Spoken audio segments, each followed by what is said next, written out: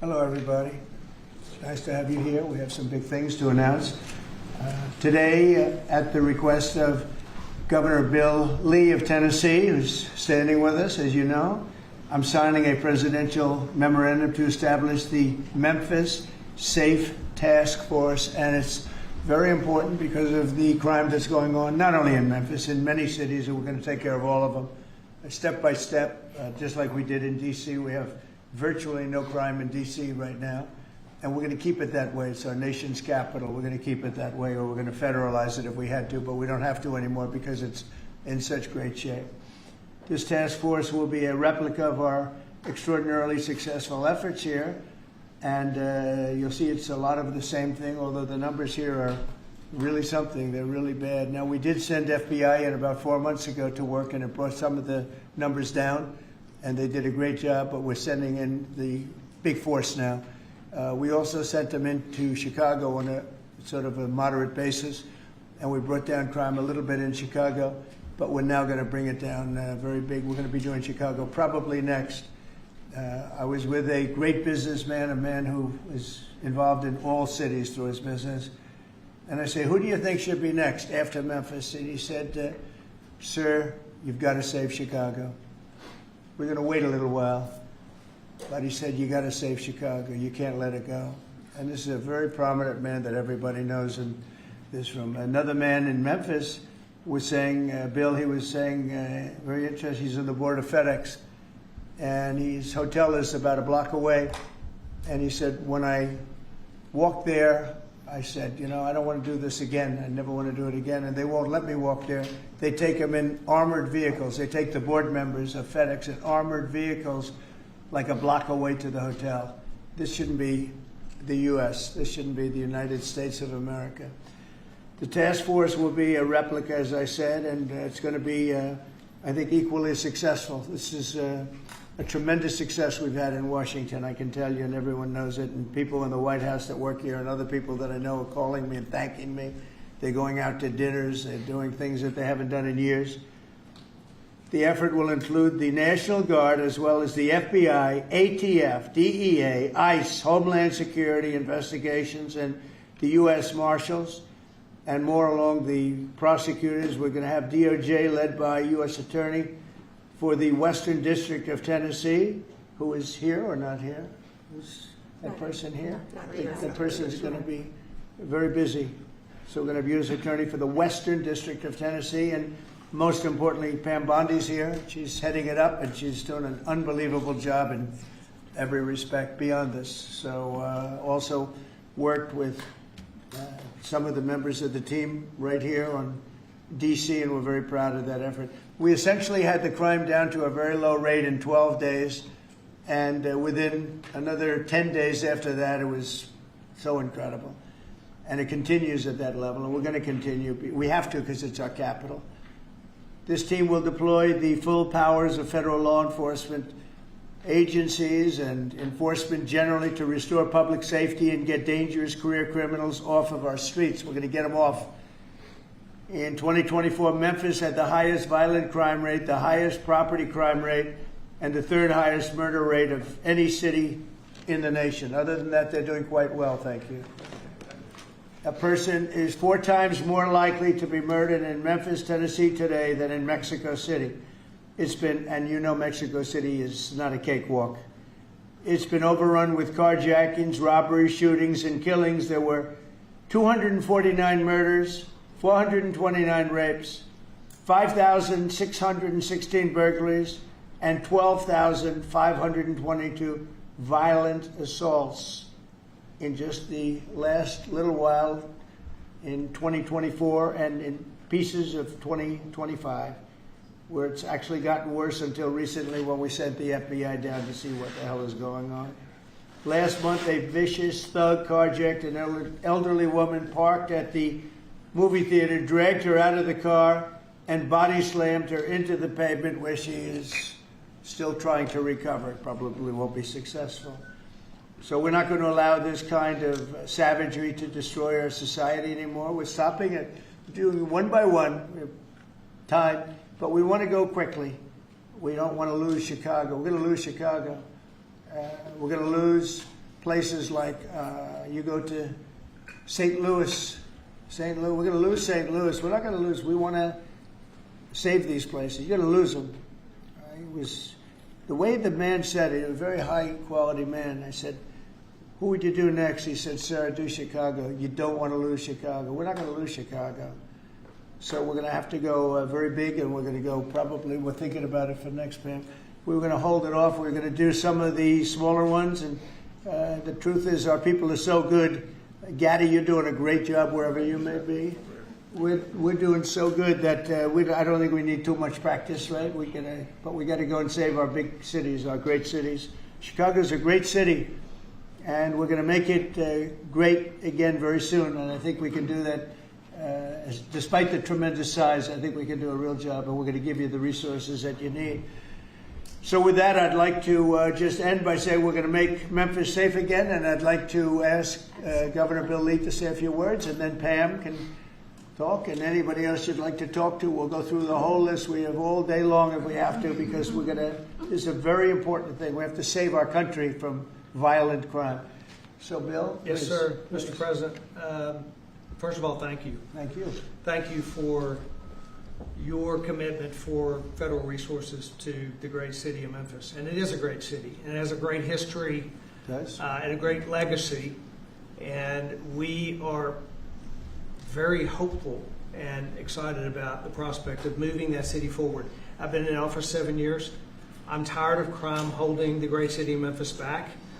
And I have spoken today with the director of the U.S. Marshals, with the director of the FBI, with General Bondi. We realize that this effort of multi-agencies that will combine the work of the Tennessee Highway Patrol and the local police departments, when we come together, we can make significant change in our city, in the city of Memphis, and that is a powerfully important thing for the state of Tennessee, and I want to say thank you.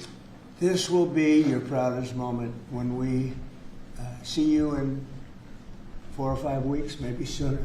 You're going to see numbers that will drop and plummet like you haven't. Just like we did in D.C., they plummeted. Nobody can even believe it. And they're going to plummet. It'll be one of your really proud moments, and you've done a good job too. But this will be maybe your proudest moment. Thank you, sir. Okay? And the director, as the director said, the goal is sustained. Right. Got to keep it. Sustained crime lowering, and that with this effort, I believe we can get there. We can finally get there for that city. Yep, we're going to have it sustained. Long time. And your people are going to get better and better, and your police force has been terrific. They're working with us very much, as you know. We started it, as I said, on a little basis, and we got it down quite a bit, but now we go in for the big march, okay? And Director Patel and his team have done remarkable work so far. As you know, the numbers are great, and this will be one more step in the right direction for Memphis. That's true. Thank you. He's done a very good job. Thank you very much. Pam, please. President Trump, at your directive, we went in, as you all know, to D.C. and took over the city of D.C., working hand in hand with Metro Transit Authority. All of the agencies represented here today got over 2,000 violent offenders, got over 200 guns off the streets of D.C., and D.C. is safe again. And now, Governor, working with you and working with our 2 U.S. senators and all of our agencies working hand in hand, we're going to do everything we can to make Memphis safe again. That was President Trump's directive to us, and it's easy to do when you're working with such great leaders. And Secretary Noem, you have been instrumental in this, and Director Patel has already been into Memphis and gotten so many violent offenders and guns off the street, and that's what started it. And working with Stephen and Deputy Attorney General Todd Blanche, thank you. We've all been going nonstop, working hand in hand together, and Gadi Serralta, Terry Cole, and Director Driscoll of ATF wearing 2 hats, and Pete Hegseth with the National Guard, all working hand in hand and being out there for a month. You can't tell who's with what agency but for the T-shirt they're wearing, because everyone's working hand in hand, and that's why we've been so successful. We're going to do that in Memphis, and we're going to get crime off the streets. That's great. Thank you, Pam. Great Thanks, job. President. Christy, go ahead. Mr. President, Memphis has a high number of trafficking, significant human traffickers, child exploitation, drug trafficking. The local gangs there are extremely dangerous, and I'm so excited that you're going in there to work with not just the governor and willing local leaders, but also our Attorney General and all the leaders that are standing here today to help protect our children. So what's going to change dramatically is the families' lives that live there, and it's only going to happen because of you, because you're coming in. What has started there, you're going to put on steroids. The networks that you're going to uncover across this country, because of the work that's going to happen in Memphis, we're going to see every city get safer, because we're going to see those ties to other criminals that we're going to get out of the country. So we're a nation of laws. And sir, thank you for caring about every single city. Thank you, Christy. Really nice. And what makes it to me so exciting is the success we had here so quickly. And, you know, we've taken close to 1,500 people out of D.C. But when I saw the result happen so quickly, and so many people are so thankful, and people that you pass them every day and they're fine, all of a sudden they're thanking me so profusely. It was so exciting what's happened, and continues to be what happened in D.C., and so that's what makes this, I think, even more exciting, because we know what's going to happen. We know we have the people. Look, we're sending in a lot of help. These cities have been taken over for years, and the last 4 years under Biden, what's happened is just a disgrace. So it really has, what the success we've had here has made it to me much more exciting, because I think we're going to have proportionally. I mean, you have cases where it's even worse. I have some people, we have some people quoted today that we took out of papers. We're so grateful for the National Guard coming, said an owner of a Memphis tax service. It's so dangerous here. It's so darn dangerous that you can't get out of your car. If you get out of your car, he says, you get robbed, you get mugged, you get hit. You can't go to the market or a service station. So, yeah, I want to see crime stop, and I want to see the National Guard come in right away if that's what's necessary. There's a need. Here's another one from a director of a Memphis-based crime prevention organization. There's a need for more boots on the ground. You have to get them done fast before we totally lose it. They're going to lose it all. I got 2 guns put in my face, said another, within 5 minutes at 2 different locations.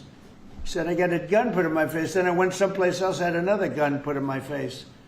I was scared. It never happened to me. I've never seen anything like it. Here's another one. I honestly thought he was going to kill me, said a 60-year-old Memphis carjacking victim. A man walked up, give me your car. You got 5 seconds to get out or you're dead. This is what we have in this page after page of the same kind of thing. Cash, would you say a few words, please? Thank you, Mr. President. Thanks to your brilliant foresight, you had asked us to go in quietly into these cities to help set the landscape, to work with the interagency, and to make America safe again. And we've done that under the FBI's banner program of Operation Summer Heat. And Right. the results are only as good as the prosecutions. And because the Attorney General and the Deputy Attorney General have mobilized DOJ to successfully prosecute so many violent criminals, we have set the landscape for the interagency to come into Memphis and really make it safe permanently. As the governor and the senators and the other directors were saying, it's not a short-term mission, but thanks to you launching us early, launching us quietly, not looking for the credit, Mr. President, we greatly appreciate your support and the advanced foresight you had doing that. It's so exciting, and somebody had to do this. A president should have stepped up long ago and saved these cities. So it's not that I wanted to do it, believe me. Somebody had to do it, and we're doing it in a big way. Excellent. Pete, could you say a few words, please? Yes, Mr. President. From day one, the DOW, the Department of War. I'm glad you made that correct. Correct for you, sir. Has been proud to stand with our partners across the interagency, whether it's Southwest border, whether it was Los Angeles getting ahead of that, whether it's right here in Washington, D.C., where Secretary Driscoll and the Army and the National Guard have taken the lead in helping across all of these great folks to secure the city. We are very proud to be here, to stand strong alongside law enforcement. We're glad that Memphis is the place to go. The volunteer state, we're not going to have any problems with the Tennessee National Guard being willing to go in and stand strong in Memphis, sir. Not at all. And get ready, because you'll be doing a lot of other places that are almost as troubled. You got it, sir. Some of them are equal. You look at what's going on in Baltimore, where the governor is telling me how wonderful it is, and you can't walk across the street without being shot. Could I ask our 2 great senators to say a few words? Of please? course. Please, Mr. Marcia. President, thank you so much. I want to say a thank you to Director Patel, because he had promised that he would come into Memphis. We've had Operation Viper there this summer. There have been over 500 arrests. There are over 100 indictments. And Memphis had the best stats they have had in years this past August.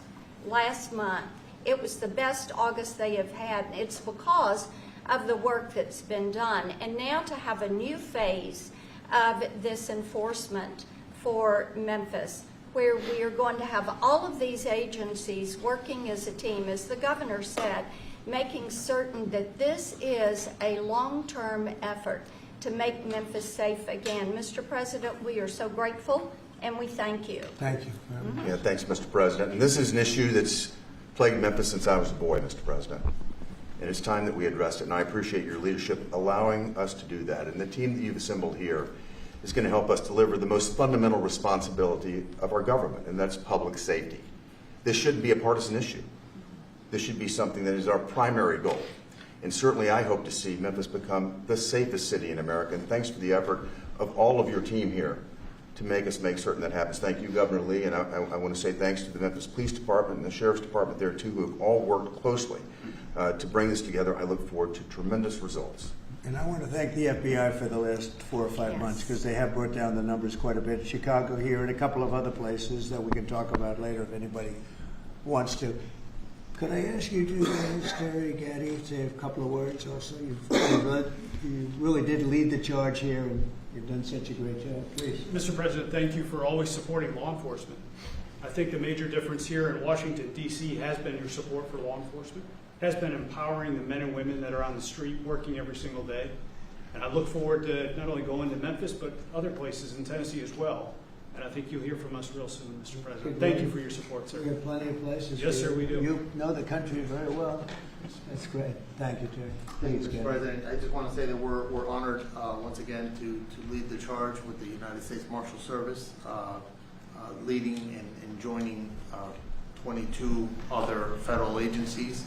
I can say that today we spoke with over 30 of the local agencies, letting them know what to expect, giving them the template that we've done here in DC, so they know what to expect. They're extremely excited. I think everyone is going to be well receiving the law enforcement surge that we're about to take to Memphis. Great job. Thank you. And I'm going to ask one of the best lawyers in the country. He is one of the best. Todd, say a few words, please. He is a great lawyer.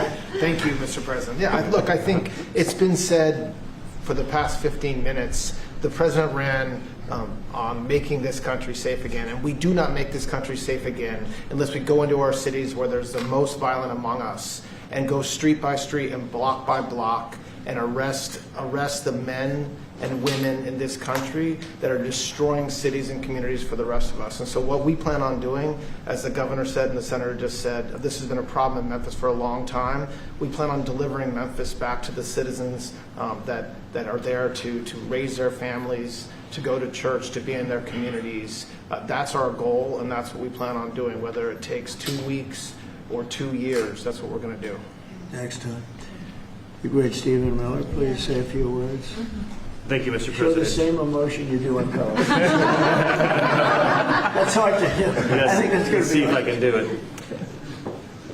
President Trump's initiative here in Washington, D.C., is important to understand, is the most successful anti-crime initiative in American history. I mean, just think about it for a second. In 30 days, President Trump put together a team that saw the largest ever violent crime reduction in any city in American history. Something that people had not been able to do in 40 years. That is a momentous achievement. And now the president is going to take that same model to Memphis, and as he said, more cities after that. The team that the president has put together has no equal today or anywhere in American history. I think what's happening here is that what the president has done is made clear. The power of federal law enforcement that was used for the last 4 years to harass and attack conservatives, to harass and attack Christians, to go after law-abiding families. The power of law enforcement under President Trump is going to be used to get all the criminals, all the violent offenders, all the murderers, all the cartels, and all the domestic terrorists off our streets. So whether you're Antifa, whether you're a domestic terrorist, whether you are a violent gang member, a drug trafficker, a trained Iraqwa killer, or anyone else that's threatening our people, President Trump is saying he's going to use his FBI, his DOD, his ATF, his DEA to wipe you out to put you in behind bars, to take you off the street, or to apply whatever legal consequences necessary. Mr. President, I'm honored beyond words to be a part of this team under your leadership as you've saved thousands of lives.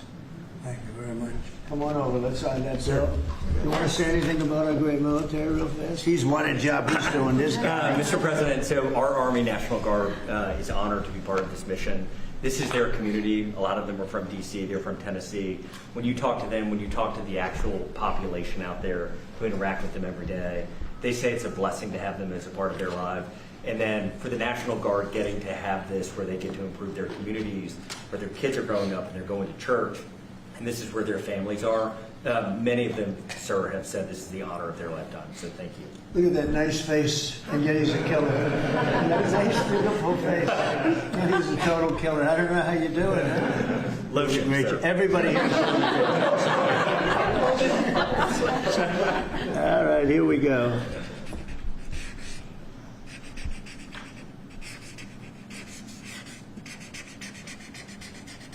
How wonderful. Okay. Wonderful.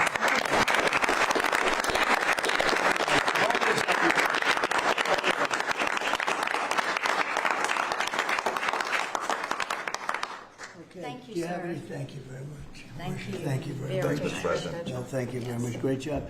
Any questions, please? Yeah, Brian. First of all, you've got a... Did they take down the blue tent? Yes, sir, they did. Thank you very much. I appreciate Last time that. he hit me with a blue tent and nobody knew what he was talking about. We found out, right? Found out, And right. he was gone the next day, and they had a lot of... Oh. That was not so easy. They had, that's a violent, radical left group. Okay, go ahead. I've heard a lot of comments for doing that. They still have their First Amendment right, though. They're still out there. Yeah, well, I'm not... You've got an amazing team behind you. You've done an awesome job for D.C. Thank I you. want to get ahead of a story that I think might come out. You pushed out an email earlier today really showing dozens and dozens of local media in Memphis highlighting all of the violent crime in that city. So they have no problem reporting the crime, but when you show up to solve it, they're going to run around town looking for that one person that says, we don't want Donald Trump in our city. What can you say to the media there in Memphis, Tennessee, to help let them know the people want you there in their city? Well, I'm not sure they found that person, because I saw them doing some interviews, and it looked like they were looking, but they were very, in fact, that producer, that person, I think they lost their jobs, because everybody was saying, we want Trump to be there, they want the people right here to be there. Look, it's very simple. In Chicago, they're getting beat to hell, they're being shot. If you lose 6 or 7 people die over a weekend, they consider that a successful weekend. And when you consider that a successful weekend, that's pretty bad. I had the president of Poland here a few days ago, and we had a news conference. Many of you were here. And I made this statement. I said, we're very happy to announce that it's been over 2 weeks since anybody's been killed in D.C. And he looked at me like, is that supposed to be good? He's looking like, what kind of a place is this? And now it's been a long time, but, and as I was saying it, I said, I'm not sure if that sounds good to somebody. It sounded great to you, but it doesn't sound good to somebody from a country where they don't have violent crime like we have. But now it's a long time since that's happened. We went for years where at least one person was killed. Now, you're not seeing it all. It's like the border. Millions of people, a year ago, millions of people poured into our country. In the last 3 months, there have been 0, as reported by largely Democrats, actually. The border is secure. The country is secure. We've got the hottest country anywhere in the world. And I'll tell you, a year ago, we were a country in tremendous trouble, probably a dead country if it continued. So we're very happy about it. And so just, in terms of your question, people have never seen anything like what we're doing, and I think they're very happy, and they want us to be there. They don't want to be mugged. Who would say, gee, I don't want the National Guard? And you need that in terms of numbers. And also, you look at those guys, I looked at them, they're rough guys. They're, the Supreme Court voted recently on merit. We're a merit-based country again. I said they had tremendous courage to do that. We're a merit-based country again. When I looked at the people that were patrolling the streets for the National Guard and for others, I could see we're merit-based. They were rough-looking, they were tough-looking, and they love our country. So that's where we are, Brian. Thank you. Thank you very much.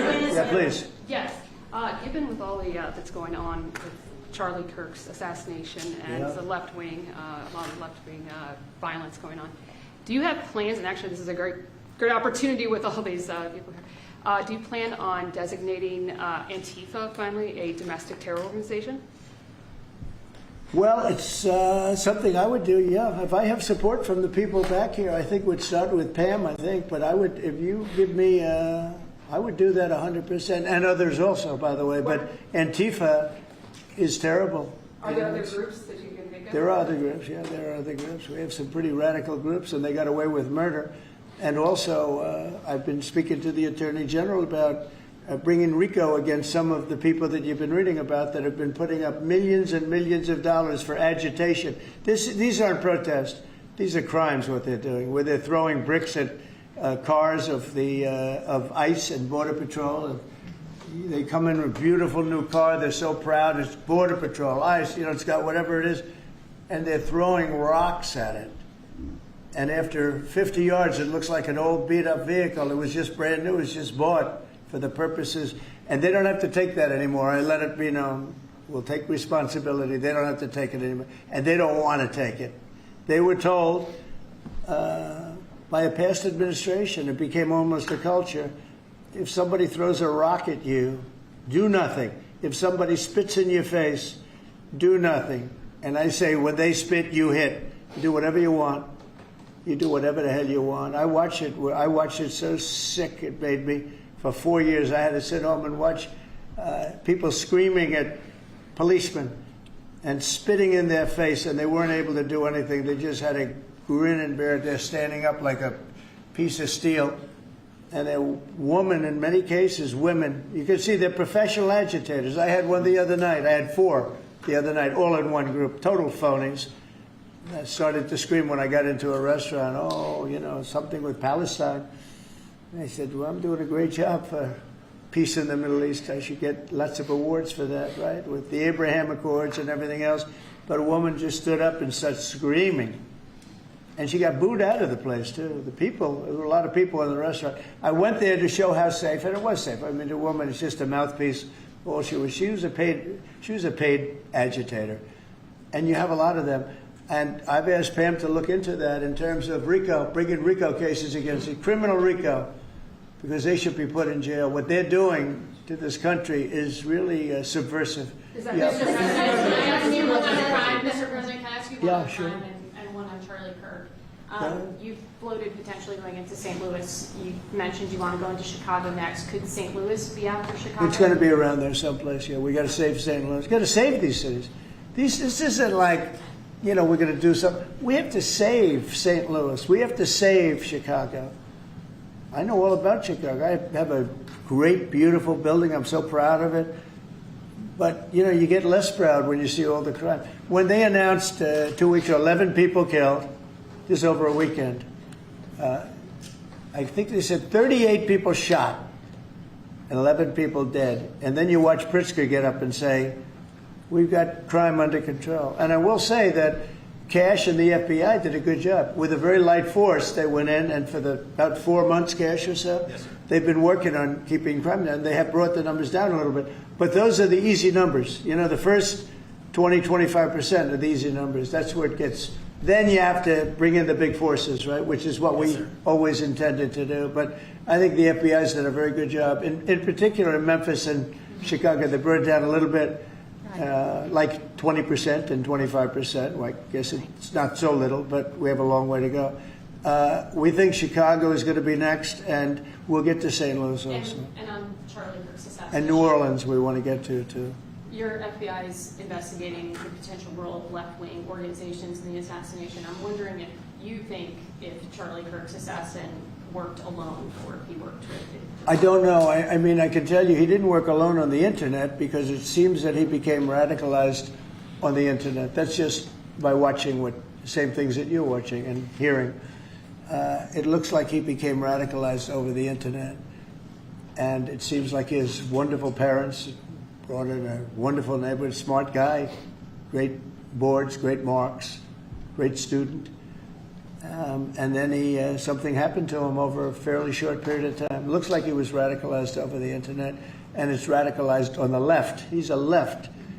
We have a lot of problems with the left, and they get protected, and they shouldn't be protected. But as you understand, I think very well from the tone of your question. Thank you very much. On Venezuela, on Israel. First on Venezuela, what can you tell us about this Venezuelan boat that was taken out? And do you plan to provide proof that these were narco-terrorists who were on their way to the U.S.? Well, we have proof. All you have to do is look at the cargo that was, like, it's spattered all over the ocean. Big bags of cocaine and fentanyl all over the place. And it was, plus we have recorded evidence that they were leaving. We've recorded them. We're just very careful because we know you people would be after us. We're very careful. The military has been amazing. And General Kane showed me a little while ago the clip. But you can actually see it, but you don't have to see it because we have recorded proof and evidence. We know what time they were leaving, when they were leaving, what they had, and all of the other things that you'd like to have. But we have noticed that there are no ships in the ocean anymore. We're seeing that there's like no ships, when the first one we went, there were hundreds of boats. Now there are no boats. I wonder why. Meaning no drugs are coming across, probably stopping some fishermen too. I mean, to be honest, if I were a fisherman, I wouldn't want to go fishing. Just a nice, let's take a little trip, because I'd say, man, maybe they think I have drugs downstairs. I don't want that. I think the fishing business has probably been hurt, but there are literally no boats. This was a boat, and we were surprised to see it. Now, what does that mean? That means there's no drugs coming by sea, but they do come by land. And you know what? We're telling the cartels right now, we're going to be stopping them too. When they come by land, we're going to be stopping them the same way we stop the boats. And you'll see that. But maybe by talking about it a little bit, it won't happen. If it doesn't happen, that's good. But they killed 300,000 people in our country last year. And we're not letting it happen anymore. And then on Israel, did Bibi Netanyahu speak to you directly to alert you that Israel was going to be striking? No. Hamas sites in Qatar? No, he didn't. Yeah, go ahead. How did you learn of it? Same way you did. Go ahead, please. You mentioned that the shooter was radicalized online. Do you I think believe so. that social media by the way, companies... when I say that, that's my opinion. I think he was radicalized online based on what they're saying. Do social media companies bear any responsibility for that? And how does that I'm going to have to ask, I don't know, I'd ask Pam that question. I don't know if you or Todd could give an answer to that. Somebody has to bear some responsibility. And President Trump, I've always told parents, you got to watch what your kids are doing on the internet, what they're doing online, what they're listening to, what they're reading. They're all online, they're all on their phones all the time. Parents have got to monitor that because this starts when you're young. This starts when you're young, when you listen to these groups, when you watch these shows. And parents have got to just be vigilant. So sure, that's part of it. And they're meeting kids online who they think are kids, and they can be anywhere in the world and talking to them. And yeah, they are being radicalized. Mr. President, he went bad, and he just went bad very quickly in a sense, because he sort of led a very normal life, a life of great education, schools, everything else. But somewhere along the line, something happened. Yeah, please. Thank you, Mr. President. How will you send the National Guard into Chicago without the cooperation of the governor and the mayor? Well, if they do cooperate, that's good. If they don't, it's not going to matter to us at all. You know who wants to help us? Police department. They have no respect for the governor. They have no respect for the mayor. They respect us. And we found that in Washington. We haven't had total support in Washington from government, as you know, from everybody. I don't want to say the mayor because she was better than most, but we haven't had great, but we have had great support from the Metropolitan Police. They're like brothers of these people. They're really like brothers. You see that. They work together. And so if the governor wants to support, as I said to Bill, it's going to be his proudest moment, what he's going to do, the governor of Tennessee, what's going to happen with Memphis. In 3-4 weeks, we'll stand together and we'll say, look at this. The crime has almost disappeared, maybe completely disappeared. In Washington, they don't even know how to record it because it's down so much. They've never heard. I heard 87% is down. I said, really? Who are the 13%? Because it's more than that. It's actually more. Hard to believe, right? You're going to have the same results in Chicago. And we hope we have the governor's help, but if we don't, we're doing it without him. And on social media, Mr. President, you had the framework that's been agreed to with TikTok, for example. Will China continue to have a stake in the company, or will it? Well, we haven't decided that, but it looks to me, and I'm speaking to President Xi on Friday for confirmation of that, and frankly, more importantly, a big deal. And we've had very good meetings. As you know, we were in Europe. Our people, Scott Bessent and Jameson Greer, and others. And it was a very big meeting with China. And, they're treating us with respect. We treat them with respect, too.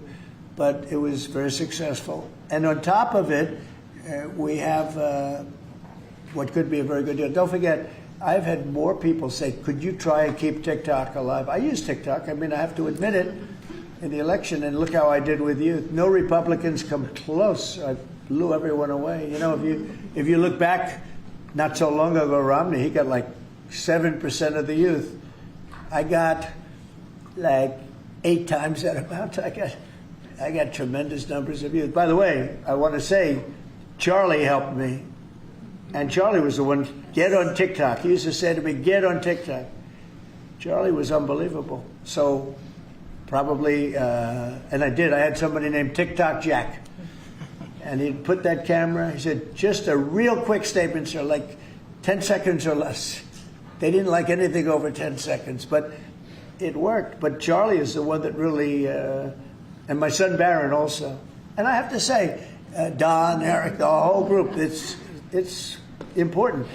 And it can maybe even bring us closer to China. We had a very good meeting with China. I was surprised. I didn't expect it to that extent. And I'm going to speak again with President Xi on Friday. And, I think that'll confirm things up. Mr. President, I ask a question on Charlie Kirk and crime. On Charlie Kirk, do you plan to speak at the funeral, and what would your message be? Well, I'm going on Sunday. We're taking a whole plane load and having...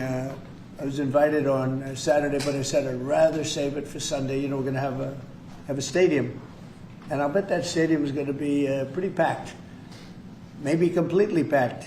It's going to be big, but I'm going to be at the stadium, and I guess I'll say a few words. I don't know, but I guess I will. But I knew him very well. He was an amazing guy. He was all about young people, getting them started right, and he was. It was like a magnet for young people. They just attracted to him. He loved them, and they attracted to him. His wife is a tremendous person, by the way. He always had great respect for his wife. He got married. I didn't know he was getting married. I heard he got married, and he loved her. He really loved her. She loved him, and I think she'll have something to do with keeping that whole thing going. Turning Point is. It became a very big deal. And I heard they had like 38,000. So he wanted to get it up to 20,000 chapters. That's a lot. That would have been a lifetime's work. I heard that over the last 4 days, they have 38,000 people 38,000 chapters at colleges, schools, other places.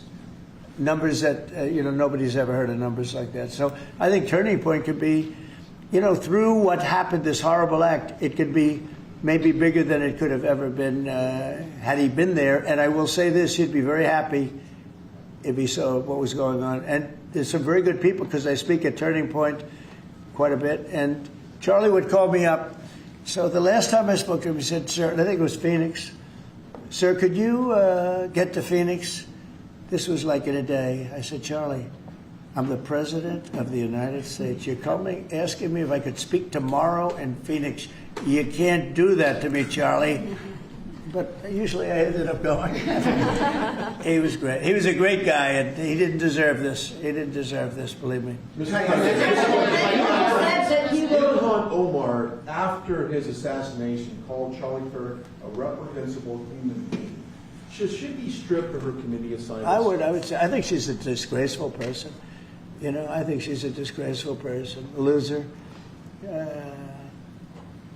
It's amazing the way people, but I know it's people from her area, maybe of the world. I don't know. They got here and they vote her in. It's hard to believe, but I think she's a disgusting person. One more question, if I could. A lot of these, in recent of these kind of trans shooters that we've seen over the last couple incidents, This flag right here is up and down 14th Street. This is what would be a trans flag. A lot of people are very threatened by this flag. It means a lot of different negative things to people, violence. Would you be opposed to taking this flag down up and down the streets of DC? Well, I wouldn't be. Then they'll sue and they'll get freedom of speech stuff, so that'll happen. But I would have no problem with it. I will say, and Steve might just mention this, Todd, you might mention it too, because we're putting out an order. Freedom of speech means you can burn the American flag, which I think is horrible. But I noticed something over the last little while. As you do this, you start noticing things that you wouldn't normally think. It really causes unrest and violence when they burn American flag. So the American flag, I wanted anybody burns the American flag, go to jail based on freedom of speech, goes to jail immediately. But the freedom of speech protected them, right? And that's been argued a couple of times. And it's one of those things. But you know what? Hasn't been argued, and we're going to be arguing it, I think, very soon. And that's the violence. They incite violence. So I saw it just yesterday. They burned the American flag, and people that were there were fine. And all of a sudden, they're going crazy, and there's fist fights. It wasn't in Memphis either. But I will say, it incites violence. And I think you just do the exact same thing. Don't use freedom of speech. Use the incitement of violence. I mean, it's really, you got to see, these people were going at it. And, you could burn other things and people just sit there, they fall asleep. You burn the American flag, and on both sides. But the level of violence I saw this flag burning cause was incredible. It was an incitement. So I hope you guys are going to be able to do that, Pam, right? Well, there's also groups called Trans-Tifa. So perhaps if you can label them a domestic terrorist group, and in all reality, you could take that flag down because it would represent the Trans-Tifa. Well, I think you probably could. Again, you'll be sued, and it's okay. I've been sued before a couple of times. You may have seen it. Anyway. Netanyahu said that he doesn't rule out targeting Hamas anywhere they are. You said that you don't want to see Qatar hit again. Are there any guarantees that Qatar? Well, he won't be hitting in Qatar. As I say, I call it Qatar. You call it Qatar. You're actually more right, but actually you're allowed to go. The Emir said you can say it any way you want, but I've always thought of it as Qatar. I think it's a beautiful sound. And actually they've been a very good ally. And a lot of people don't know that. But he won't be hitting Qatar, but he will be maybe going after. Now, there was an article that I read in a newspaper just about an hour ago where Hamas said they're going to use the 20 hostages as human shields. They're going to bring them up from the dark tunnels, and they're going to put them in the line of fire so that if Israel goes forward, they're going to die. And I thought that was very terrible, and I put out a statement on that. You saw that. Mr. President, on Charlie Kirk, in retrospect, given all of the moving ways that this White House has paid tribute to Charlie Kirk, right. Do you think it would have been fitting to lower the flags to have staff when Melissa Hortman, the Minnesota House Speaker, was gunned down by an assassin as well? I'm not familiar. The Minnesota House Speaker, a Democrat, who was assassinated this summer. Well, if the governor had asked me to do that, I would have done that. But the governor of Minnesota didn't ask me. I didn't. I wouldn't have thought of that, but I would have if somebody had asked me. People make requests for the lowering of flag, and oftentimes you have to say no because it would be a lot of lowering. The flag would never be up. Had the governor of Minnesota asked me to do that, I would have done that gladly. And given the killing of Melissa Hortman, the attack on Paul Pelosi, the attack on Gabby Giffords, the attack on the Pennsylvania governor's mansion, why make the case that violence is only on one side? It seems to be taking. I didn't say it's on one side, but I say the radical left causes tremendous violence, and they seem to do it in a bigger way. But the radical left really is caused a lot of problems for this country. I really think they hate our country. Okay, yeah, please. This may be related to the RICO work that you're Right. doing, and I'd like to confirm. And we are really looking at that seriously. Vice President Vance was speaking with Stephen Miller earlier today about targeting NGOs that they were saying foment violence. Right. Is that? Can you speak more to that? And what NGOs specifically are you looking to target, sir? A number of them. Steve, please. Yes, so I believe what you're referring to is there are these nonprofit entities that organize, as the president mentioned, attacks on ICE officers, attacks on Border Patrol agents, organized doxing campaigns, which are a violation of federal law. They break off cement and they bring into riots. They have organized drop points for weapons, organized drop points for gas masks, organized drop points for all the materials necessary to launch a riot. Of course, you saw that during the Black Lives Matter riots as well, too. So there's this whole network of organizations. And I think the key point the president's been making is somebody is paying for all of this. This is not happening for free. And so under the president's direction, the attorney general is going to find out who is paying for it, and they will now be criminally liable for paying for violence. And, you know, a new thing that I've been seeing a lot of lately, but never saw it before, is they're walking in with bricks and rocks and everything. And the FBI or the Border Patrol or ICE or the police are grabbing them and taking them away, and that's great. And then they whip out a hammer, and it's a beautiful hammer. Really, it's nice. You know, this is not a hammer somebody happens to have. These are serious hammers, beautiful, brand new hammers, and they start breaking up the concrete sidewalks and the granite curbs in many cases. Granite is hard to cut, you know, it's very hard stone, and they're banging away and handing out pieces of stone. So instead of having it in bags, they're banging the sidewalk, knocking them. You have to see what some of these sidewalks look like when they finish, and especially the curbs, because the granite curbs are very, very expensive, and they're great, and, you know, very hard. They are almost indestructible, but not when it gets pounded on for 20 minutes by some pretty strong guy. And then they hand out big chunks of stone so that people can throw them at the police and people can drop them off bridges into car windows. No, we have a long way to go, and we're going to make it all good. We're going to make it really safe. This country is going to be safe. We've got almost 3.5 years. Think of that, 3.5 years. It's a long time. It goes quickly. But at the end of that time, I hope one of the many things we can say is that we made our cities safe again. Thank you very much, everybody. Thank you, Thank you very much. Thank you. TV, we're done. Thank you.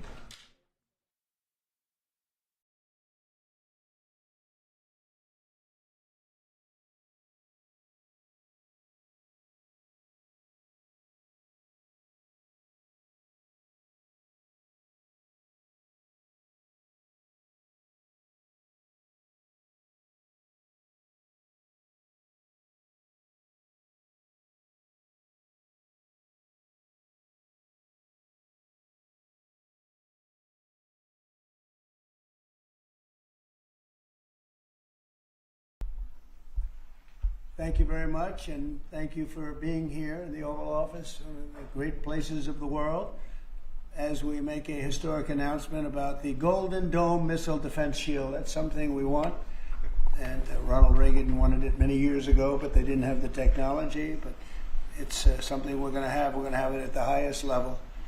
I want to thank Secretary Hegseth, who's been fantastic, and Secretary Rubio, and Space Force Vice Chief of Space Operations, General Mike Gutlein. I also want to recognize Senators Dan Sullivan, Kevin Cramer, and Jim Banks, fantastic senators, great talents, great political talents, and people that love our country. In the campaign, I promised the American people that I would build a cutting-edge missile defense shield to protect our homeland from the threat of foreign missile attack. And that's what we're doing. Today I'm pleased to announce that we have officially selected an architecture for this state-of-the-art system that will deploy next-generation technologies across the land, sea, and space, including space-based sensors and interceptors. And Canada has called us, and they want to be a part of it. So we'll be talking to them. They want to have protection also. So as usual, we help Canada do the best we can. This design for the Golden Dome will integrate with our existing defense capabilities and should be fully operational before the end of my term. So we'll have it done in about 3 years. Once fully constructed, the Golden Dome will be capable of intercepting missiles even if they are launched from other sides of the world and even if they are launched from space. And we will have the best system ever built. As you know, we helped Israel with theirs, and it was very successful, and now we have technology that's even far advanced from that, but including hypersonic missiles, ballistic missiles, and advanced cruise missiles. All of them will be knocked out of the air. We will truly be completing the job that President Reagan started 40 years ago, forever ending the missile threat to the American homeland, and the success rate is very close to 100%, which is incredible when you think of it, you're shooting bullets out of the air. I'm also pleased to report that the one big, beautiful bill will include $25 billion for the Golden Dome to help construction get underway. That's the initial sort of a down deposit. And we have probably, you're talking about, General, we're talking about $175 billion total cost of this when it's completed. This afternoon, I'm also announcing that I will appoint, very importantly, General Gutlein to lead the ambitious new effort as the direct reporting program manager for the Golden Dome. A very talented man, and I'm very honored to have been the one that helped or really created Space Force. Space Force has turned out to be a tremendous success. We were third in space, and now we're number one in space by a lot. It's not even close. And Mike is a 4-star Space Force general, the recipient of the Defense Distinguished Service Medal, one of the most respected people in the world having to do with defense. You know, we have offense and we have defense. I'll bet he's good at offense. And he has an unmatched background in missile warning technology and defense procurement. General Gutlein also knows that we need to move fast. No one is more qualified for his job, and everybody, this was a universal acceptance of General Gutlein. Everybody that knows him and knows everybody else, they said there's only one man for the job, so I have a feeling we have the right guy. But now I'd like to invite Secretary Hegseth and the General to please say a few words and describe the system a little bit. And we appreciate you being here. And the press has really been very fair over the last period of a couple of months. I don't know what happened to you. It was so much more exciting the other way. But you've been very, very fair. We have very high poll numbers, the highest we've ever had. And I think we're doing a great job. We had a tremendous trip to the Middle East, as you know. It was a really amazing trip. And now I came home, and this is the one I was really looking forward to this day, because this is very important for the success and even survival of our country. It's a pretty evil world out there, so this is something that goes a long way toward the survival of this great country. And as I said, we'll be discussing Canada. They want to hook in, and they want to see if they can be a part of it. That sort of makes sense. I guess that's what I was talking about from day one. You know, it just automatically makes sense, and it won't be very difficult to do, but they'll pay their fair share. Thank you very much, everybody. And Pete, go ahead. Sure. Well, Mr. President, add this to the long and growing list of promises made and promises kept. Ultimately, this right here, the Golden Dome for America, is a game changer. It's a generational investment in the security of America and Americans. Mr. President, you said we're going to secure our southern border and get 100% operational control after the previous administration allowed an invasion of people into our country. President Reagan 40 years ago cast the vision for it. The technology wasn't there. Now it is, and you're following through to say we will protect the homeland from cruise missiles, ballistic missiles, hypersonic missiles, drones, whether they're conventional or nuclear. It's not lost on me, sir, also that you had the vision to start the Space Force, and here we are when others said we didn't need it. Here we are in the Oval Office with one of the leaders of the Space Force, in General Gutlein, leading the charge on putting in place a game-changing Golden Dome for America. So, sir, it's an honor to be a part of this bold initiative. We're going to get to work on it. We have been since you signed that executive order on January 27th. We've been fast forward on this. We're here on this day, and this is just one stop in delivering this defense of the homeland, which is something you've charged us with doing, and we'll keep going until it is complete, sir. Thank you, Pete. Pete's doing a great job, by the way. Thank you very much. General, please. Mr. President, today is a great day for the nation as we double down on protection of the homeland. As you're aware, our adversaries have become very capable and very intent on holding the homeland at risk.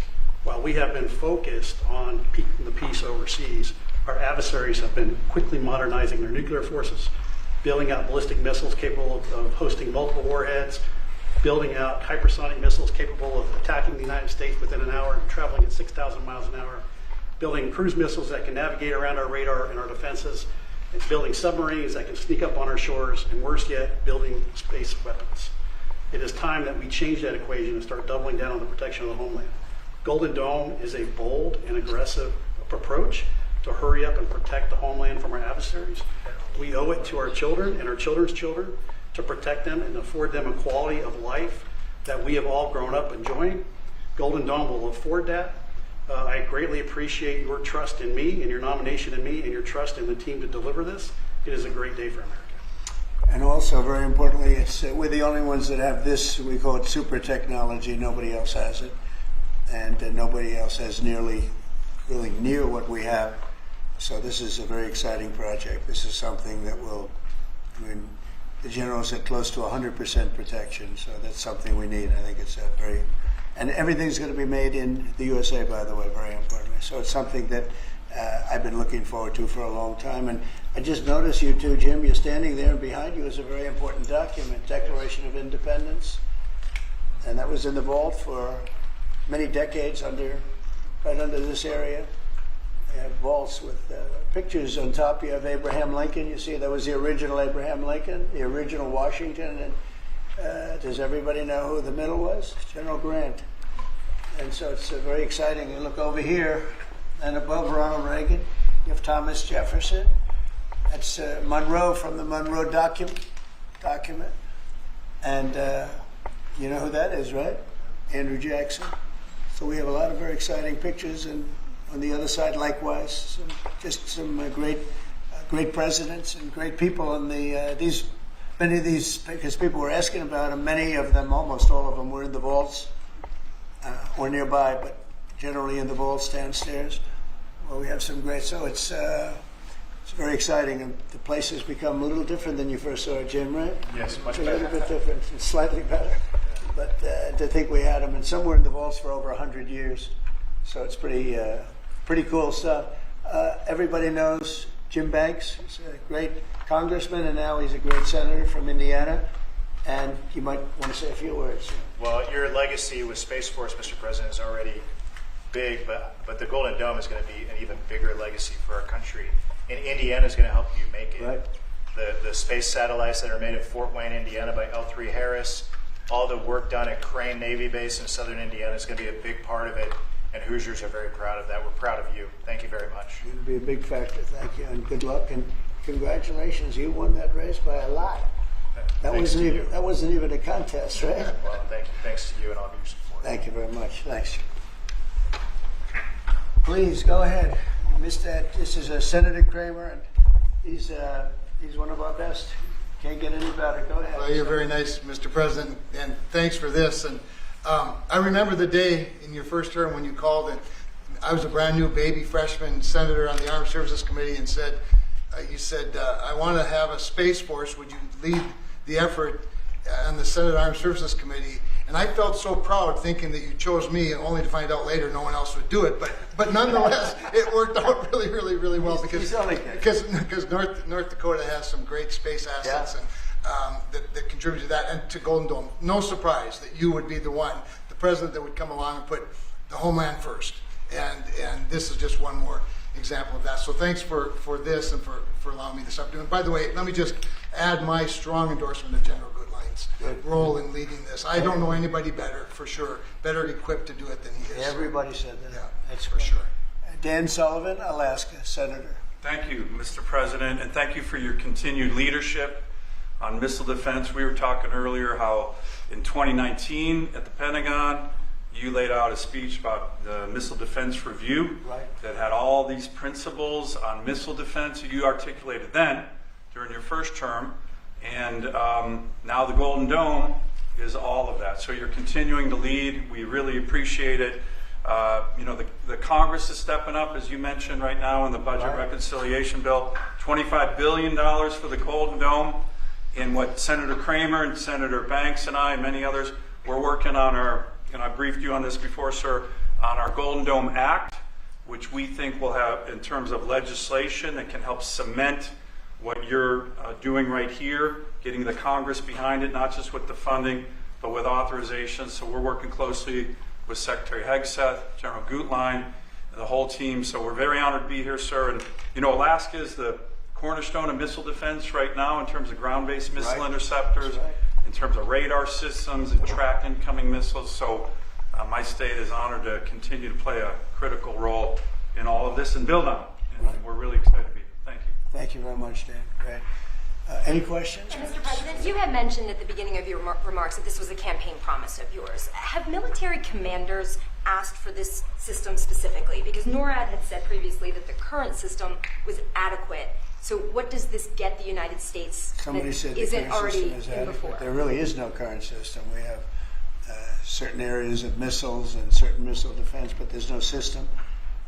We just have some very capable weapons that hopefully we never have to use, but we have some very capable weapons. Now, this is a different league. There's never been anything like this. This is something that's going to be very protective. I think you can rest assured there'll be nothing like this. Nobody else is capable of building it either. Was it something that military commanders asked you for? Did they ask you to do this? Well, The let me put Pentagon? it differently. I suggested it, and they all said, "We love the idea, sir." It's the way it's got to be, right? But they want it, and they wanted it badly once it was suggested. I don't know if they ever thought they would be lucky enough to have it, but we were able to get it done, and we have all the funding, so pretty much tucked away. I think most people feel it's very important to have. Yeah, please. Thank you, Mr. President. When you first announced this idea, critics said it would be prohibitively expensive, potentially ineffective, and could trigger an arms race in space. What do you say to those critics about that? Well, they're wrong. It's about as close to perfect as you can have in terms of real production. I told you Canada wants to be a part of it, which be, fairly small expansion, but we'll work with them on pricing. We'll be dealing with them on pricing. They know about it very much. They've asked to be a part of it, actually. They've asked us to be a part of it. I think it's something that is great. If you can afford to do it, we can afford to do it. We took in $5.1 trillion in the last 4 days in the Middle East. And when you think about it, this is a tiny fraction of that. But we make it all here. We're going to make it all here. We have, I will tell you, an adversary told me, a very big adversary told me the most brilliant people in the world are Silicon Valley. He said, we cannot duplicate them. We can't. This was somebody that I won't tell you who it is, but you'd be amazed. We have the most brilliant minds in the world doing this kind of thing, the equipment, the space, the computers, everything. But I said that we just can't duplicate what you have there in Silicon Valley. We never have been able to. And there's a very strong group of people and very strong minds, but they can't. So we have things that nobody else can have. You see what we've done helping Israel with that. You probably wouldn't have in Israel. They launched probably 500 missiles altogether, and I think 1/2 of a missile got through, and that was only falling to the ground as scrap metal.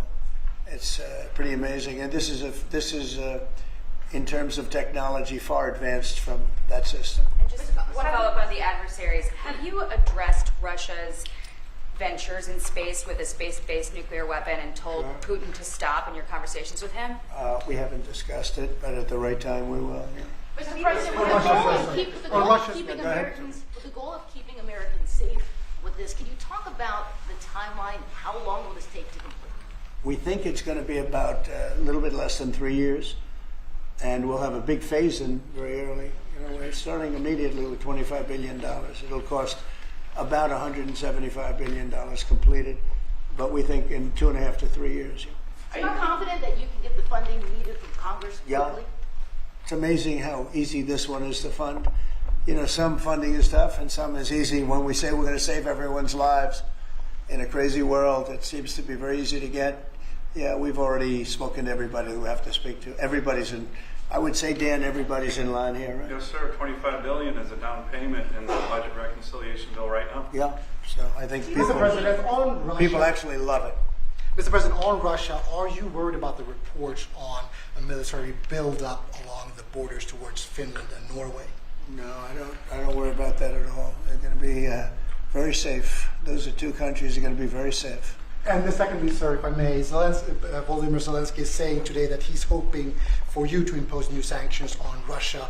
Are you considering that? Well, that's going to be my determination. That's going to be nobody else's determination. We'll see how Russia behaves. We see what's going to happen. We have a pretty critical time right now. I had a talk yesterday for 2.5 hours with President Putin, as you know. I also spoke to all of the European, or to many of them, leaders, but they were representing the whole. And I think we had very good conversations yesterday. Please. Thanks, Mr. President. What companies have asked to be involved in building this system, and have you decided on who will be building it? Yeah, I think I'll let you answer that. You can mention some of yours from Alaska's involved, and Alaska is a big part of it because locationally they're sort of perfect. I think that's your first line of defense in certain instances. And Kevin will tell you that his state's involved. But honestly, Georgia's going to be very big. Florida's going to be very big. They're all going to be very big. Jim, do you want to talk about Indiana? Yeah, in Fort Wayne, Indiana, where I live, we make all the space satellites at L3 Harris. Across the board, we're the top manufacturing state in the country. By the way, the tariffs have been very good for auto manufacturing. They've been so good. But this is going to be really good for the defense industry in my state. And there's so much money involved here. There are going to be a lot of American companies involved in making the Golden Dome. You might also say, you're talking about the tariffs. Here's some of the biggest auto plants in the world moving into Indiana, only for one reason, maybe two reasons, November 5th and the tariffs, okay? Yes, sir. But the tariffs have driven tremendous business into this country. But you have one of the biggest in the world being built. The Honda Civics, right? The new Honda Civic made in Indiana. GM has added jobs. Eli Lilly moving pharmaceutical manufacturing from China to the United States, $27 billion. You go on and on with good news in Indiana and across the country because of the tariffs. Our country was cold as ice a year ago, and now we have the hottest country in the world. This is the hottest country in the world. Nobody even close. If you look at even this last trip that I made, the respect that is paid to our country. We've went from being laughed at all over the world, and now we're the hottest country in the world by far. Dan, go ahead, please. Yes, sir, Mr. President. I think when you look at the system that you've laid out, it's an idea in your executive order of a layered defense.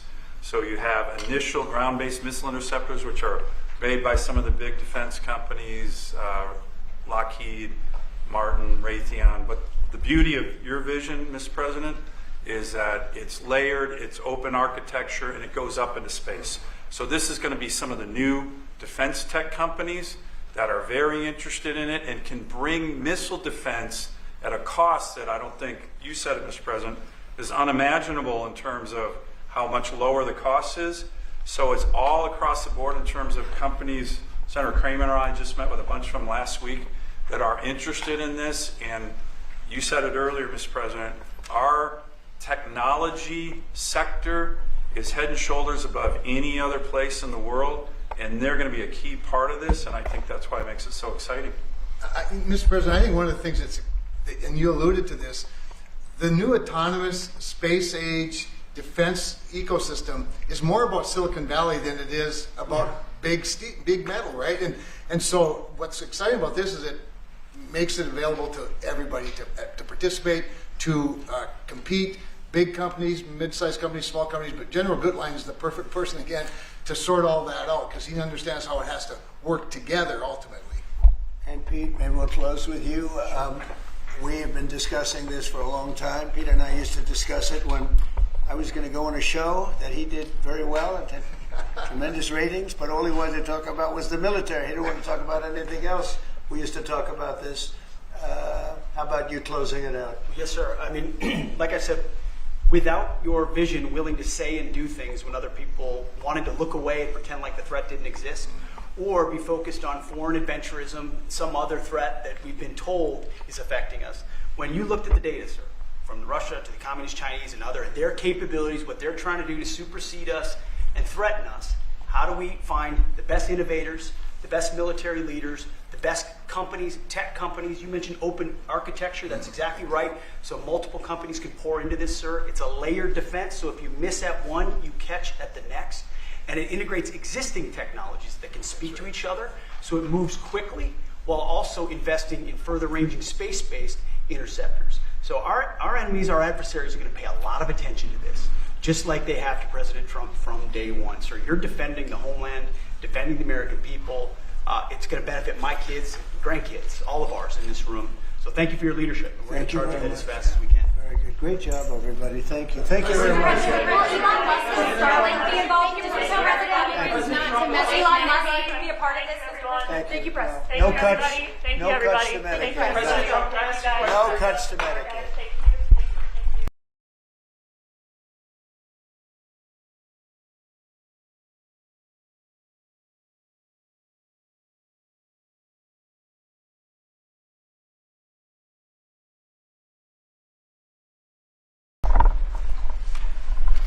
Well, thank you very much. We have a very big announcement today. It has to do with nuclear energy and other things. And this is all nuclear. It's a hot industry. It's a brilliant industry. You have to do it right.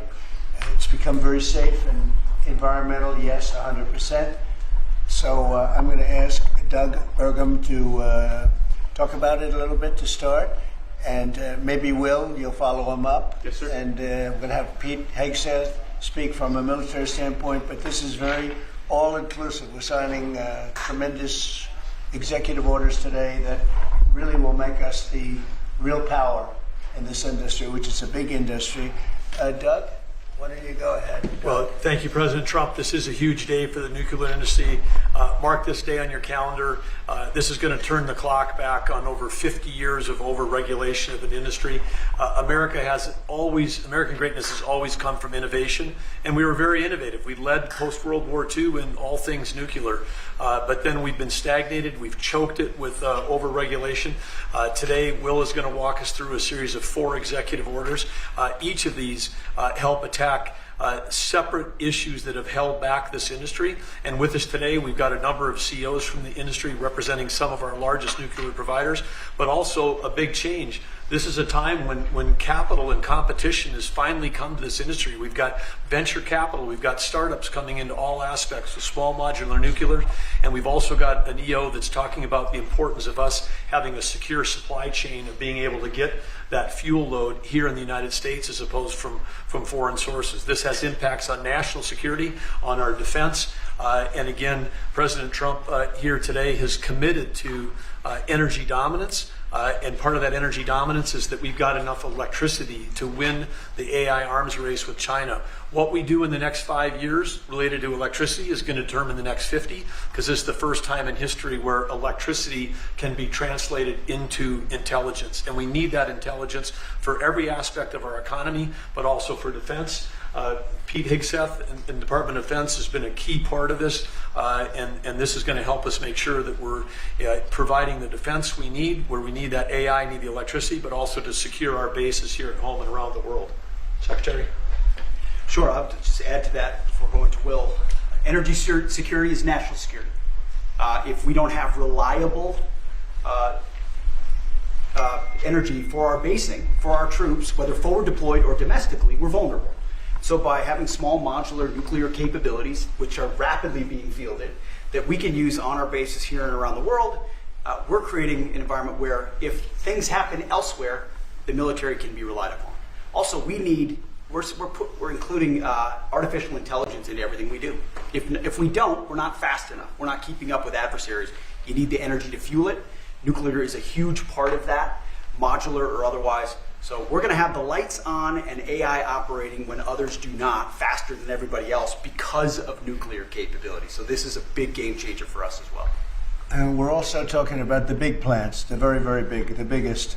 We're going to be doing them also, but we're going to start off a little bit. I think our focus today is the smaller module, but included in this group, we're also doing big plants where needed. They won't be needed too much, but they'll literally be able to do it in an entire state. And you've read a lot about cost overruns in a couple of states that were pretty significant, but we're not going to have cost overruns. And the technology's come a long way, both in safety and cost and everything else. Would a couple of you guys like to talk about your companies and you want to say anything? Joe, why don't you kick it off? Sure. My name's Joe Dominguez. I run Constellation Energy. We have about 25% of the nation's fleet. We're the largest publicly traded nuclear company in the world. We're in the middle of a merger with Calpine, and once completed, we will be the largest electric producing company in the world. About enough power to produce, to cover all of Mexico, actually. I didn't know that. When we talked, you were so modest. I can't believe it. That's normally not said about me, Mr. President. I'm very impressed. Go ahead. So you think it's got a great future? Yeah, well, absolutely we do. And the big change here is not only the technology has come around, but we have some of the largest companies in the world, the hyperscalers, who need this energy for AI, who are now working with us to fund the development and construction of the next generation nuclear. Nuclear is a 24/7 resource. These data centers run 24/7. Some of them will cost $200–300 billion, and they want to run them all of the time. So we can't use intermittent resources. We need something that's always on, 24/7, and nothing does that better than nuclear.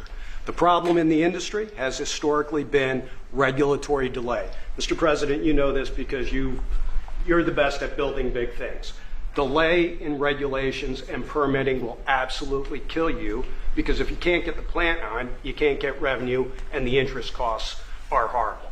We're wasting too much time on permitting, and we're answering silly questions, not the important ones. For example, let me give you an example. In 3 places in this country, we're trying to license new reactors at sites that already have reactors. Yet I have to spend $35 billion at each site just for the NRC to do an analysis that says this is a good place for nuclear. Well, guess what? We've been running nuclear in that community for 4 decades. Why are we even asking that question? I'd rather spend that $35 million, 3 times $105 million, perfecting the design, start building the foundation, and getting going. We need to do this for America. Are we doing something about the regulatory in here? Oh, yes, sir. Yes, you are, because sir. That's going to be a big factor. Yes, sir. That issue I just described will be addressed in this EO, and many other issues that we don't have time with the president to cover. But you say it's very, we've contemplated just about everything. Well, this, Mr. President, this Energy Dominance Council that you have created is something I haven't seen in 30 years. It brings together all the pieces of government in one place to expedite the process. Under Secretary Burgum's leadership, this has been an amazing, amazing thing. It used to be the case that I have to run to about 5 different places in Washington to get one answer. That's great. And now it's all together in one place. So all I know about Secretary Burgum and Secretary Wright is if we haven't gotten it right, we'll get it right shortly, and there'll be another order for you to sign. But thank you so much for your leadership. You were going to say something? Well, I was just going to say commercial nuclear, a bit of an unsung hero, and I just want to thank you, Mr. President, Secretary Burgum, Secretary Wright, for bringing this attention to commercial nuclear. We have the largest and most safe fleet right here in the United States, and upon that, we have fantastic innovation that's being brought forward, and it's going to come in all shapes and sizes, and it's going to actually be coming through some of these companies that you see represented here. We're going to have great jobs, we're going to have wonderful energy, and we're going to be ready. So thank you, Mr. President, for leaning in. Appreciate it. Great job you've done too. Jake? How about talking about your company and the job you're going to do? Yes, thank you, Mr. President. Well, first of all, a little MIT nuclear connection that goes back, I know, familial for you. So, yeah, we're working on small reactors. I'm Jacob DeWitt, CEO, co-founder at Oklo, working on small next-generation reactors that take technology America invented, developed, and pioneered and bringing it to the market after it sat on the shelves of history for about 40 years. And it's because of the actions that you're doing today that are going to help unleash that. Changing the permitting dynamics is going to help things move faster. We're seeing private investment flow into this space like we've never seen before. We went public about a year ago, and one of the most successful actually go public outcomes for a transaction like that for a small nuclear company, because the market needs this and wants this. And under your leadership, creating the Dominance Council, I mean, it's hard to overstate the value of that. And nuclear is a manifestation of energy dominance. In fact, a golf ball of uranium metal, which this is not, but it's a golf ball, has enough energy content in it to power your entire life's energy needs. I mean, it doesn't get any better than that. And to get back to building, nuclear uses the fewest materials, right? The least amount of concrete, of steel, of fuel for amount of energy it produces. So it should be the cheapest, the most scalable, the most sustainable. Just like you mentioned, Mr. President, about the importance of doing that right. The physics are on our side, and these things help unleash this innovation to actually realize that. So it's never been more exciting. Very exciting indeed. Go ahead, please. And I'm Scott Nolan, CEO of General Matter. We're an American enrichment company trying to bring back the U.S.'s lead in producing nuclear fuel. So just like car engines need fuel, nuclear reactors need fuel. Right now, the U.S. is completely dependent on other countries to make the key step of enrichment in this fuel. And these executive orders are going to pave the way for the U.S. to regain its lead. So we really appreciate it. Will you be doing the AI plants? Because we have a lot of them going up now, or soon going up, and they need tremendous electricity. Are you going to be involved in many of these plants? Yes. Will a lot of them be using nuclear? Or some are using oil and gas, some are using different things. But many of them will be, I think. It just makes a lot of sense. Nuclear is a perfect solution, and that's where most of them are interested. Good luck. Thank you. That'll be great. It's going to be, yes. Okay, Will, please. The first executive order we have for you relates to the issue that Secretary Hegseth was speaking to, which is the need for incredible amounts of power at defense installations and also in AI-focused installations. What this executive order will do is speed up the approval and adoption process for specialized nuclear reactors at these sorts of sites. It also involves the Department of Energy making available the necessary fuel stock. It also creates a special envoy position and a strategy around nuclear technology export, the idea being that we can grow American industry on the back of foreign purchasers who are interested in this sort of technology as well. I'm just thinking, as you say that, I just said, what about auto pens? Could I use an auto pen? What did Biden do? Did he have an auto pen at the desk? Nuclear powered. No, he didn't do events. Yeah, he used nuclear power. You know, he didn't do events like this, I guess. It's all right. Otherwise, you know, you walk into the other side of the room, have an auto pen sign it, right? Here it is. It's phase one. Very big phase, very important phase.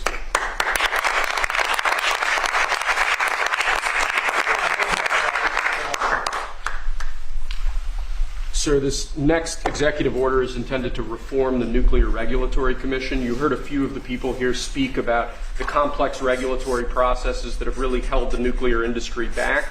Before 1978, there were 133 reactors built in the United States. Since 1978, only 2 new commercial reactors have come online. That's because of overregulation, and the goal of this executive order is bringing that regulatory process into line with the actual needs of the industry and public safety, with an end goal of quadrupling the amount of nuclear power production in the next 2.5 decades. It's fantastic. It's exciting, right?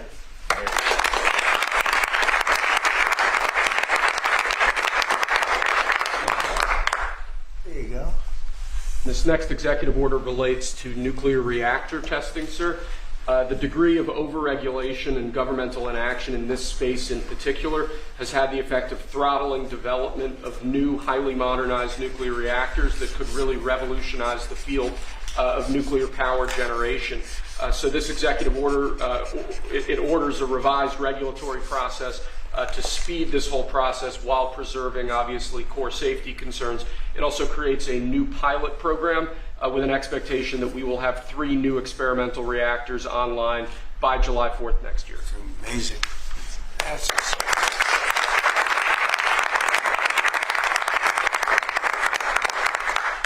Okay, come on. Lastly, sir, we have an executive order on reinvigorating the nuclear industrial base. There are a number of core issues here, including the issue with fuel feedstock that one of the speakers mentioned before. This executive order, among other actions, includes an invocation of the Defense Production Act in order to spur a closer collaboration with private industry to ensure that we have the fuel supplies we need for a modernized nuclear energy sector. In addition to that, it includes crucial provisions relating to the development of a nuclear energy sector workforce and a number of other key building blocks to the overall nuclear industry that we're trying to spur here. Right. Thank you.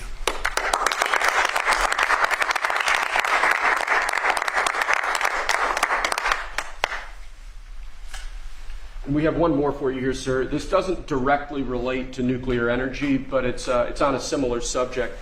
This executive order is entitled Restoring Gold Standard Science. One of the issues that we've had in recent decades is that government policy has been made on the back of junk science. Scientific studies and findings that have included conflicts of interest or scientific misconduct. The purpose of this executive order is to recenter policymaking around gold standard science, scientific efforts that have followed appropriate scientific methods that don't include those sorts of conflicts of interest, and to ensure that when departments and agencies are relying on scientific studies to promulgate rules, to promulgate regulations, that the science that they're relying on is highly reliable and available to the public. He did a very good job, didn't he? He did. How many people here could have done that? I don't know. I think a lot. Thanks. Good job, Will. Thank you, Mr. President.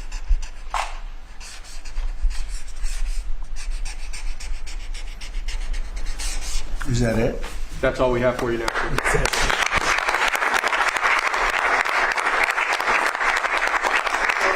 you have any questions for these brilliant people? They are brilliant people, aren't you? Mr. President, on nuclear, sir, a lot of the concern over the years that's helped the nuclear industry back about safety. Are you satisfied with those safety concerns? Yeah, we are. It's become very safe. Actually, it's become very safe, and tremendous work's been done on that, more than anything else. And it's really the automatic shutoffs. There's so many different things that they have now that they would have never had. You know, my uncle was a great nuclear person years ago, and that was a different, if you would have asked that question, probably it would have been a much different answer. But they have tremendous shut-off power and other powers that, and very redundant, as I understand it, like at a level that nobody's ever seen before. So it's safe.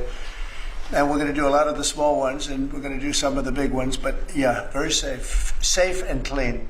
Let's keep it on this for a little while. Let's keep it on the nuclear, and then if you want to ask something else, which you might, we'll do that. On nuclear, Mr. President. Yeah, please.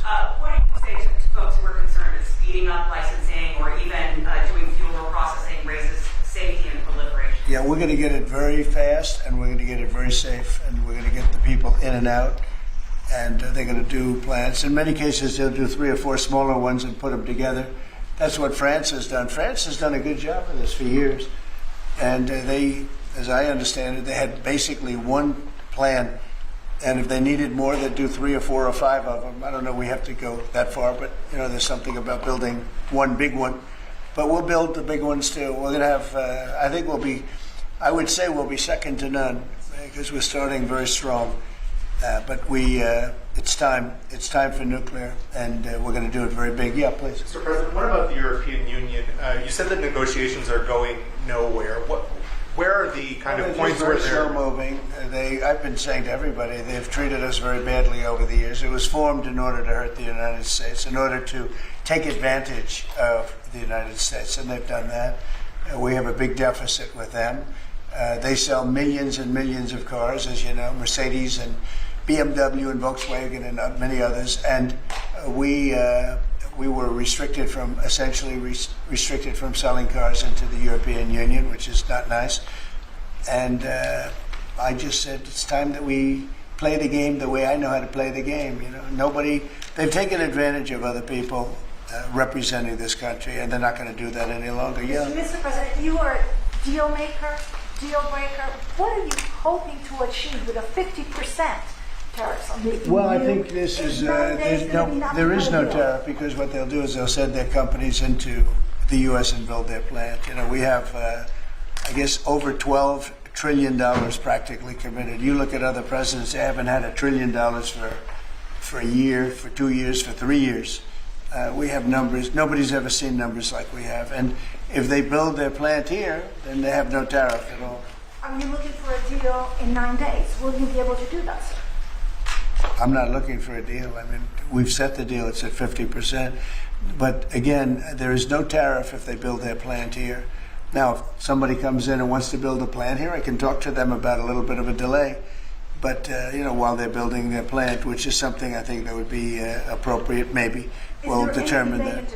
Is there anything the EU can do? I don't know. We're going to see what happens. But right now it's going on June 1st. And that's the way it is. No, they haven't treated us properly. They haven't treated our country properly.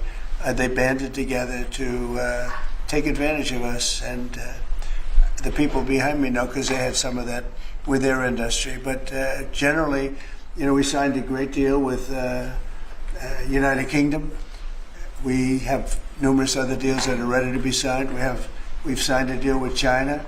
We have some really amazing deals, but the European Union, I mean, the sole purpose was really not to hurt us, but to take advantage of us, and we're not going to be taking Mr. advantage. President, on Apple, You said this morning that if they don't make their iPhones in the U.S., you're going to hit them with a 25% tariff. Right. Do you have the power to tariff one single company? And why would you want to it'll hurt be an more. American company in that way? It would be more. It would be also Samsung and anybody that makes that product. Otherwise, it wouldn't be fair. So anybody that makes that product, and that'll start on, I guess, the end of June. It'll come out. I think we have that appropriately done by the end of June. So if they make that product. Now, again, when they build their plant here, there's no tariff. So they're going to be building plants here. But I had an understanding with Tim that he wouldn't be doing this. He said he's going to India to build plants. I said, that's okay to go to India, but you're not going to sell into here without tariffs. And that's the way it is. Yeah. Well, why would you hurt an American confident, company? sir, what makes you confident, sir, that Apple can build in the United States at a price that American consumers? Oh, they can. No, they can. And a lot of it's so computerized now. These plants are amazing if you look at them, but they can do that. And actually, as you know, Apple's coming in with $500 billion. So are the chip companies. We have all of the chip companies coming in. The biggest, $500 billion, $200 billion, $250 billion they're spending. But we're talking about the iPhone now, and the iPhone. If they're going to sell it in America, I want it to be built in the United States. They're able to do that. When you say that Walmart should eat the cost of the tariffs, is that an acknowledgement that it is U.S. companies that bear the brunt of tariffs, not foreign countries? Sometimes the country will eat it. Sometimes Walmart will eat it, and sometimes there'll be something to pay, something extra. I've always been a fan, and I've always believed. And if you look, take a look at what I did 4 years ago. We had the greatest economy, and we had no inflation. Remember that. We had no inflation, and yet we had hundreds of billions of dollars of tariffs that I put on China, yet we had no inflation. We had no big cost differential. Oftentimes, and I don't like it when a department store, because they'll do a lot of business, but they announce record profits and everything else. They have to take out some of their profits or make a little bit less money. But I don't want the consumer. I don't want the consumer to pay. But why impose tariffs that you know are hurting American businesses? They're not hurting. They're helping because they're creating jobs in America. We're creating tremendous amounts of jobs in America like you've never seen. We're having investment in America. We're not getting ripped off by every country in the world. We've been ripped off by every country in the world. They're making their product, they sell it. They don't give our people the jobs. They make them with other countries' jobs. And we will have something that nobody will ever see again, I think. I think we have a potential to do numbers that we never envisioned in the wildest year. Look at what's happening. 10 to 12 trillion dollars in literally a couple of months. It's nothing like that's ever happened. It's we're doing a very special thing. We want, if they're going to sell it here, generally speaking, not for all products. There's some products we don't want to make. And frankly, we're much better off getting them elsewhere. But for certain products, we want cars. We want to make cars. We don't want to have, and I like Canada very much, but we don't want to have Canada making our cars. We want to make our cars. Oh, it's a phone call. Do you mind? Hello? Okay, it's only a congressman. I'd let you know, actually. Mr. President, are you considering stopping other universities from taking foreign students somewhere? It's a different congressman. They're all congratulating us. Yeah, it's lucky it is. Okay, let's go. Are you considering stopping other universities besides Harvard from accepting foreign Well, we're students? taking a look at a lot of things. And as you know, billions of dollars has been paid to Harvard. How ridiculous is that? Billions. And they have $52 billion as an endowment. They have $52 billion. And this country is paying billions and billions of dollars and then gives student loans, and they have to pay back the loans. So Harvard's going to have to change its ways. And so are some others. Mr. President, on that note, a lot of CEOs in the United States, big companies, are foreign. What is that going to do? I'm fine with that. No, I'm fine with that. No, we want to do that. We're actually going to be doing something in the near future that's going to make it possible for people to come into this country and come in and have a road toward citizenship. And I think it'll be very exciting, but it's too soon to speak. You don't think that banning Why would you not want the best and brightest from around the world to I do. come to Harvard? I do, but a lot of the people need remedial math. Did you see that? where the students can't add 2 and 2 and they go to Harvard. They want remedial math, and they're going to teach remedial math at Harvard. Now, wait a minute. So why would they get in? How can somebody that can't add or has very basic skills, how do they get into Harvard? Why are they there? And then you see those same people picketing and screaming at the United States and screaming at, they're anti-Semitic or they're something. We don't want troublemakers here. But how do people that can't, when Harvard comes out with a statement that they're going to teach some of their students remedial math, that's basic math, that's not the deal. Okay, and anymore in the back. Are there other countries you're considering shortening the 90-day pause on tariffs for? And then are there specific steps you're looking for the EU to take? We do. Well, we have a lot of requests, and you don't have the people to handle it, frankly. Everybody wants to make a deal. I'm sure now the European Union wants to make a deal very badly, but they just they don't do it right. They don't go about it right.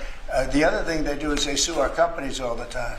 They have suits where their judges, I don't know if they're appointed by them, but they're definitely Europe-centric, and we're not going to stand for it. They won a $17 billion lawsuit for Apple, and I read that case, and that's not a case that should have been won.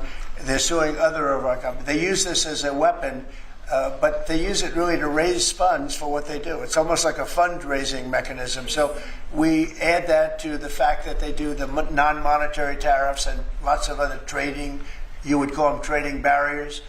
They don't take our cars. They don't take our agriculture. They don't take anything, but we take their cars by the millions. And therefore, they have the jobs, they get the money, and we get closed plants. It's not going to happen that way anymore. Thank you very much, everybody. Thank you, press. Thank you, press. Thank you, press. Thank you.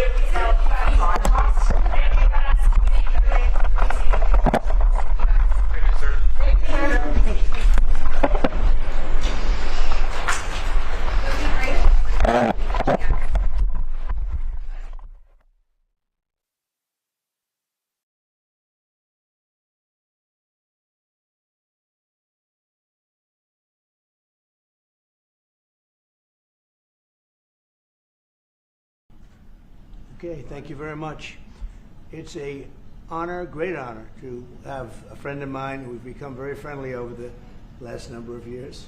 We knew each other before, but Mark is the head of NATO, Mark Rutte, Secretary General of NATO, highly respected by everybody that knows him, but in particular the European countries. They have great reliance on him, and he's done a fantastic job. And we had a tremendous meeting, I guess it's about a month ago, and I think Mark will tell you that it was really perhaps more important the date of November 5th. That was the election day. Maybe that was the most important, because we made tremendous progress together.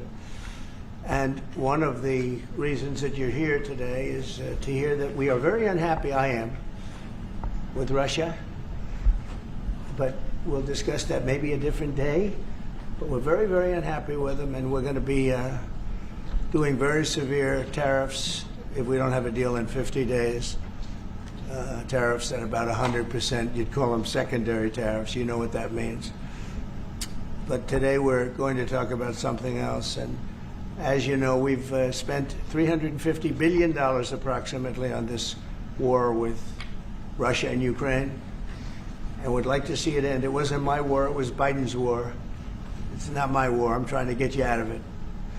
And we want to see it end. And I'm disappointed in President Putin, because I thought we would have had a deal 2 months ago, but it doesn't seem to get there.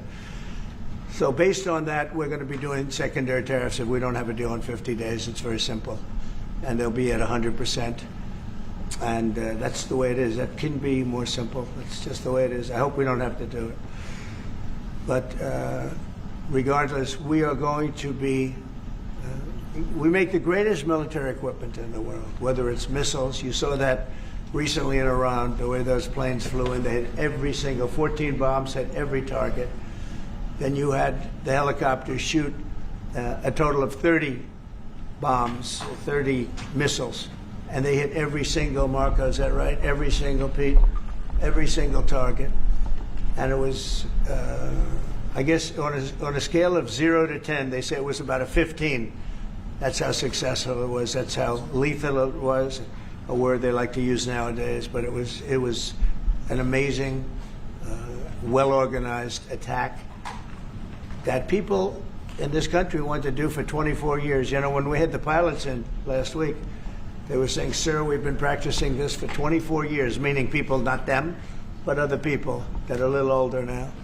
But they too, and you were the one that let us do it. But we've been practicing it 3 to 4 times a year for 22, 24 years, because they always knew they had to stop Iran from doing what they were doing, which is trying to come up with a nuclear weapon, a nuclear bomb. And we did it very successfully. And we make the best equipment, the best missiles, the best of everything. The European nations know that. And we've made a deal today, and I'm going to have Mark speak about it, but we've made a deal today where we are going to be sending them weapons and they're going to be paying for them. The United States will not be having any payment made. We are not buying it, but we will manufacture it and they're going to be paying for it. Our last meeting of a month ago was very successful in that they agreed to 5%, which is more than $1 trillion a year, so they have a lot of money. And these are wealthy nations. They have a lot of money, and they want to do it. They feel very strongly about it, and we feel strongly about it, too. But we're in for a lot of money, and we don't want to do anymore, and we can't. But we make the best, and we're going to be sending the best to NATO, and in some cases to maybe, at Mark's suggestion, if we go to Germany, where they're going to send early on missiles, and they'll be replaced, and NATO is going to take care of it. It's going to be coordinated by NATO, and they're going to work very much with Matt Whitaker, who's right here, who's a great ambassador, and Matt's going to be coordinating. You better do a good job, Matt. I will. But Matt's going to coordinate. He's a very talented guy. He's going to coordinate everything. So in a nutshell, we're going to make top-of-the-line weapons, and they'll be sent to NATO.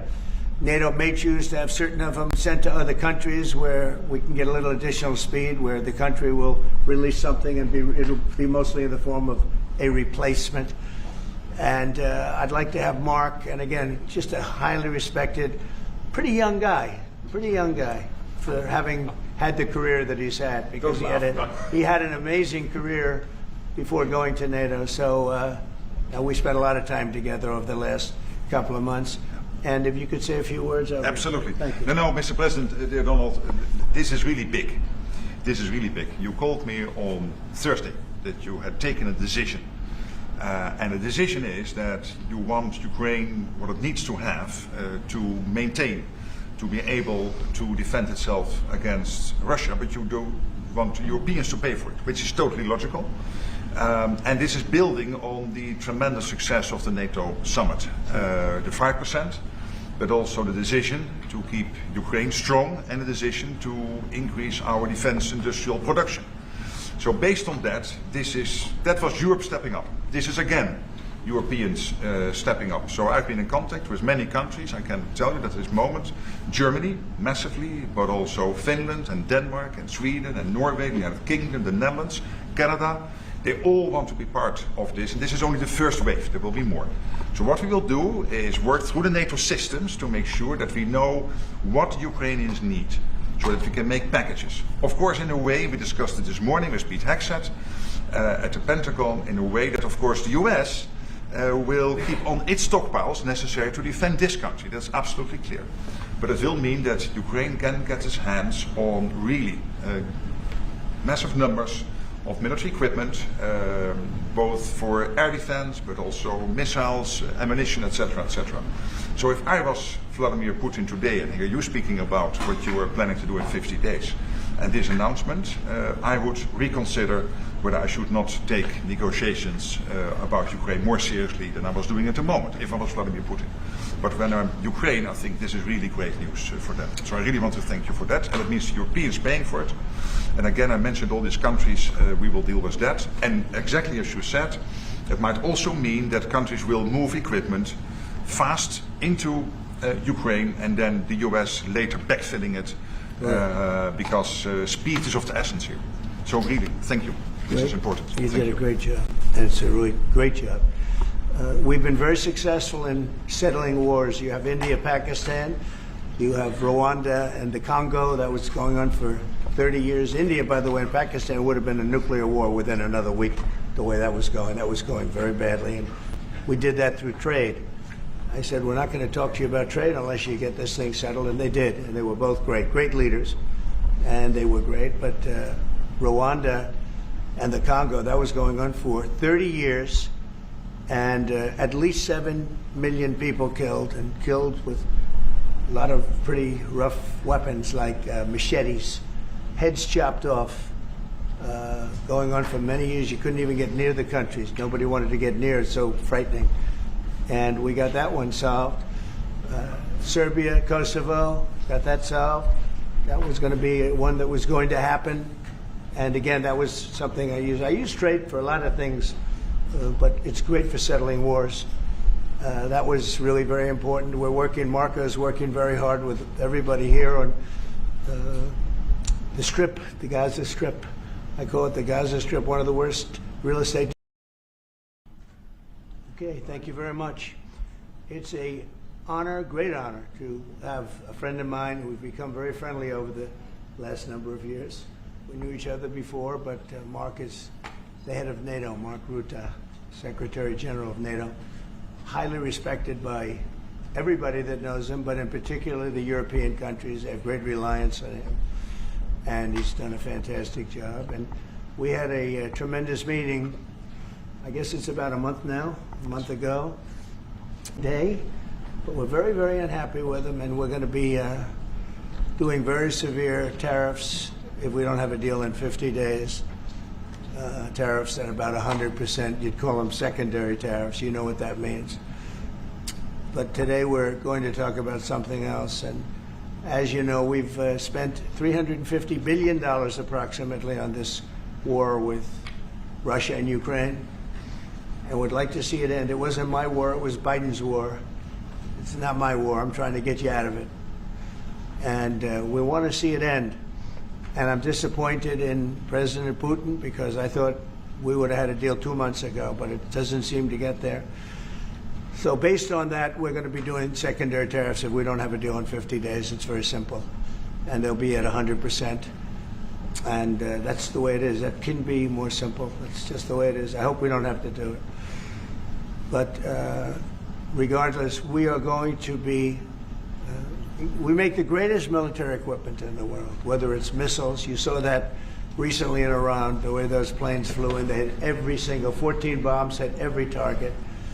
Then you had the helicopters shoot a total of 30 bombs, 30 missiles, and they hit every single, Marco, is that right? Every single, Pete?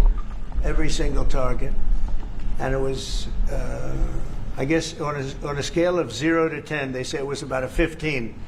That's how successful it was. That's how lethal it was, a word they like to use nowadays. But it was an amazing, well-organized attack that people in this country want to do for 24 years. You know, when we had the pilots in last week, they were saying, sir, we've been practicing this for 24 years, meaning people, not them, but other people that are a little older now. But they too, and you were the one that let us do it. But we've been practicing it 3 to 4 times a year for 22, 24 years, because they always knew they had to stop Iran from doing what they were doing, which is trying to come up with a nuclear weapon, a nuclear bomb. And we did it very successfully. And we make the best equipment, the best missiles, the best of everything. The European nations know that. And we've made a deal today, and I'm going to have Mark speak about it, but we've made a deal today where we are going to be sending them weapons and they're going to be paying for them. The United States will not be having any payment made. We are not buying it, but we will manufacture it and they're going to be paying for it. Our last meeting of a month ago was very successful in that they agreed to 5%, which is more than $1 trillion a year, so they have a lot of money. And these are wealthy nations. They have a lot of money, and they want to do it. They feel very strongly about it, and we feel strongly about it, too. But we're in for a lot of money, and we don't want to do anymore, and we can't. But we make the best, and we're going to be sending the best to NATO, and in some cases to maybe, at Mark's suggestion, if we go to Germany, where they're going to send early on missiles, and they'll be replaced, and NATO is going to take care of it. It's going to be coordinated by NATO, and they're going to work very much with Matt Whitaker, who's right here, who's a great ambassador, and Matt's going to be coordinated. You better do a good job, Matt. I will. But Matt's going to coordinate. He's a very talented guy. He's going to coordinate everything.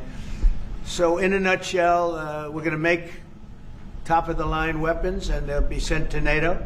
NATO may choose to have certain of them sent to other countries where we can get a little additional speed, where the country will release something and it'll be mostly in the form of a replacement. And I'd like to have Mark, and again, just a highly respected, pretty young guy for having had the career that he's had, because he had an amazing career before going to NATO. So we spent a lot of time together over the last couple of months. And if you could say a few words. Absolutely. Thank you. No, Mr. President, Donald, this is really big. This is really big. You called me on Thursday that you had taken a decision. And the decision is that you want Ukraine what it needs to have to maintain, to be able to defend itself against Russia, but you don't want Europeans to pay for it, which is totally logical. And this is building on the tremendous success of the NATO summit. The 5%, but also the decision to keep Ukraine strong, and the decision to increase our defense industrial production. So based on that, that was Europe stepping up. This is again Europeans stepping up. So I've been in contact with many countries. I can tell you that at this moment, Germany massively, but also Finland and Denmark and Sweden and Norway, the United Kingdom, the Netherlands, Canada. They all want to be part of this, and this is only the first wave. There will be more.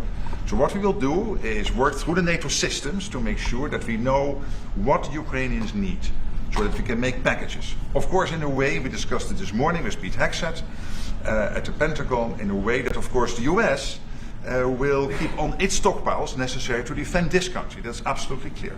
But it will mean that Ukraine can get its hands on really massive numbers of military equipment, both for air defense, but also missiles, ammunition, etc., etc. So if I was Vladimir Putin today and hear you speaking about what you are planning to do in 50 days, and this announcement, I would reconsider whether I should not take negotiations about Ukraine more seriously than I was doing at the moment, if I was Vladimir Putin. But when I'm Ukraine, I think this is really great news for them. So I really want to thank you for that, and it means the Europeans paying for it.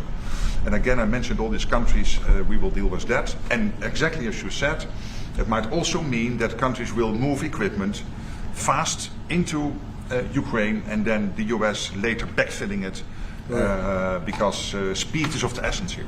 So really, thank you. This is important. You did a great job, and it's a really great job. We've been very successful in settling wars. You have India, Pakistan, you have Rwanda and the Congo. That was going on for 30 years. India, by the way, and Pakistan would have been a nuclear war within another week, the way that was going. That was going very badly, and we did that through trade. I said, we're not going to talk to you about trade unless you get this thing settled, and they did, and they were both great leaders, and they were great. But Rwanda and the Congo, that was going on for 30 years, and at least 7 million people killed, and killed with a lot of pretty rough weapons like machetes, heads chopped off, going on for many years. You couldn't even get near the countries. Nobody wanted to get near. It's so frightening. And we got that one solved. Serbia, Kosovo, got that solved. That was going to be one that was going to happen. And again, that was something I use. I use trade for a lot of things, but it's great for settling wars. That was really very important. We're working, Marco is working very hard with everybody here on the Strip, the Gaza Strip.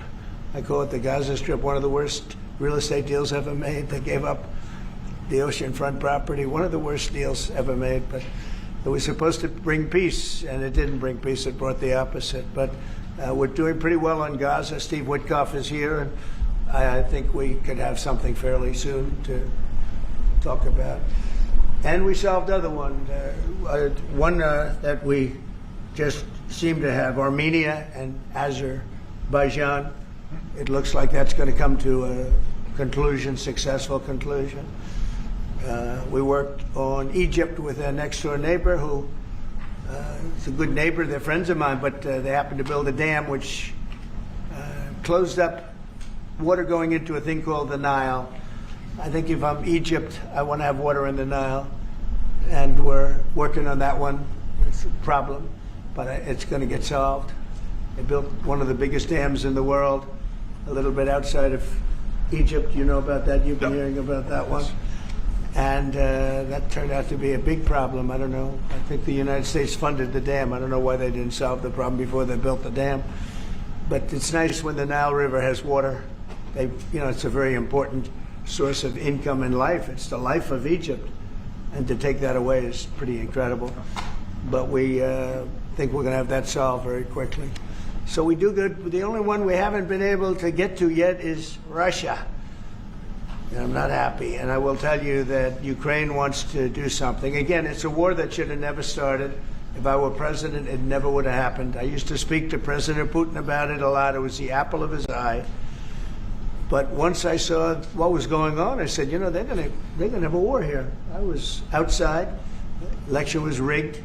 And I was outside looking in. And I said, that thing's going to be a war. Couldn't believe it. Because what Biden said was the exact opposite of what should have been said.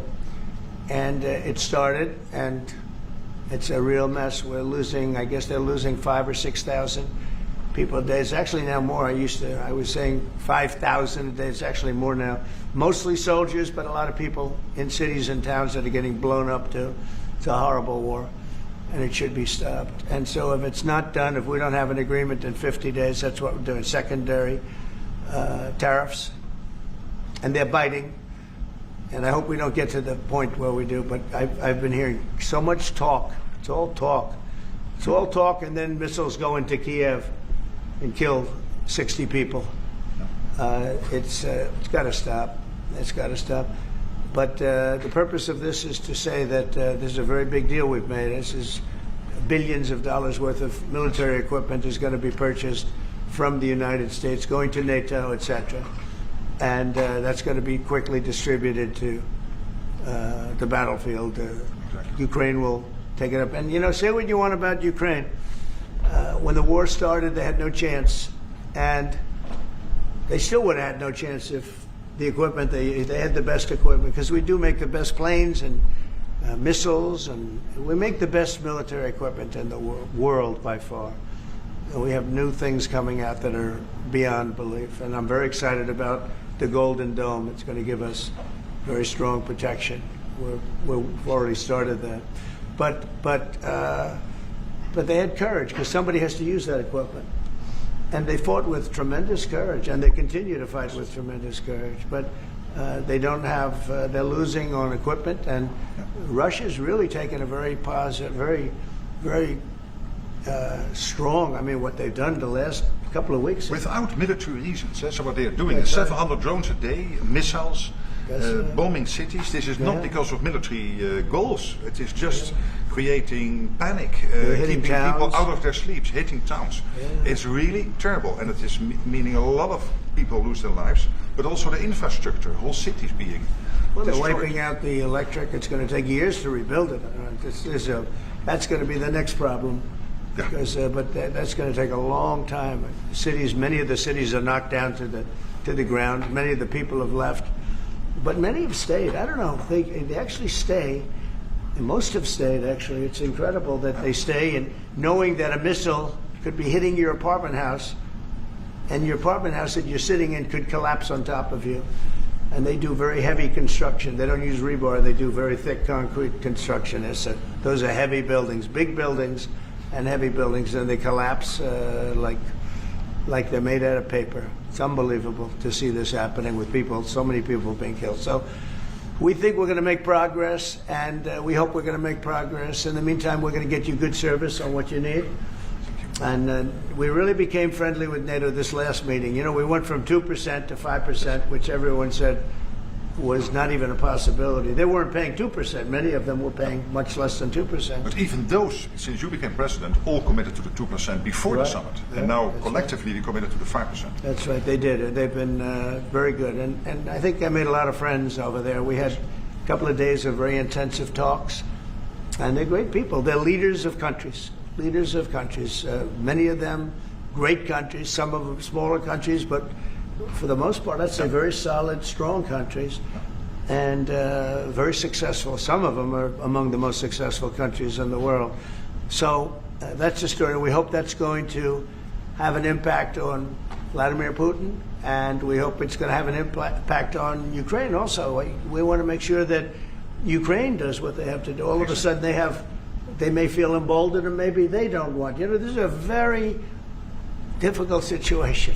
Ukraine wants a peace deal. I think so. And they will stay committed to that, there's no doubt. They want Yeah. it. But the Russians have to become They have serious. to continue to want it, though. Yeah, I agree. But you and I because will all of make a sure of sudden- that. All of a sudden they get no. But you and I will make sure of that. We'll make sure. I feel confident that they will do what has to be done. Plus, we have certain parameters that both sides know, and we already know what should be done.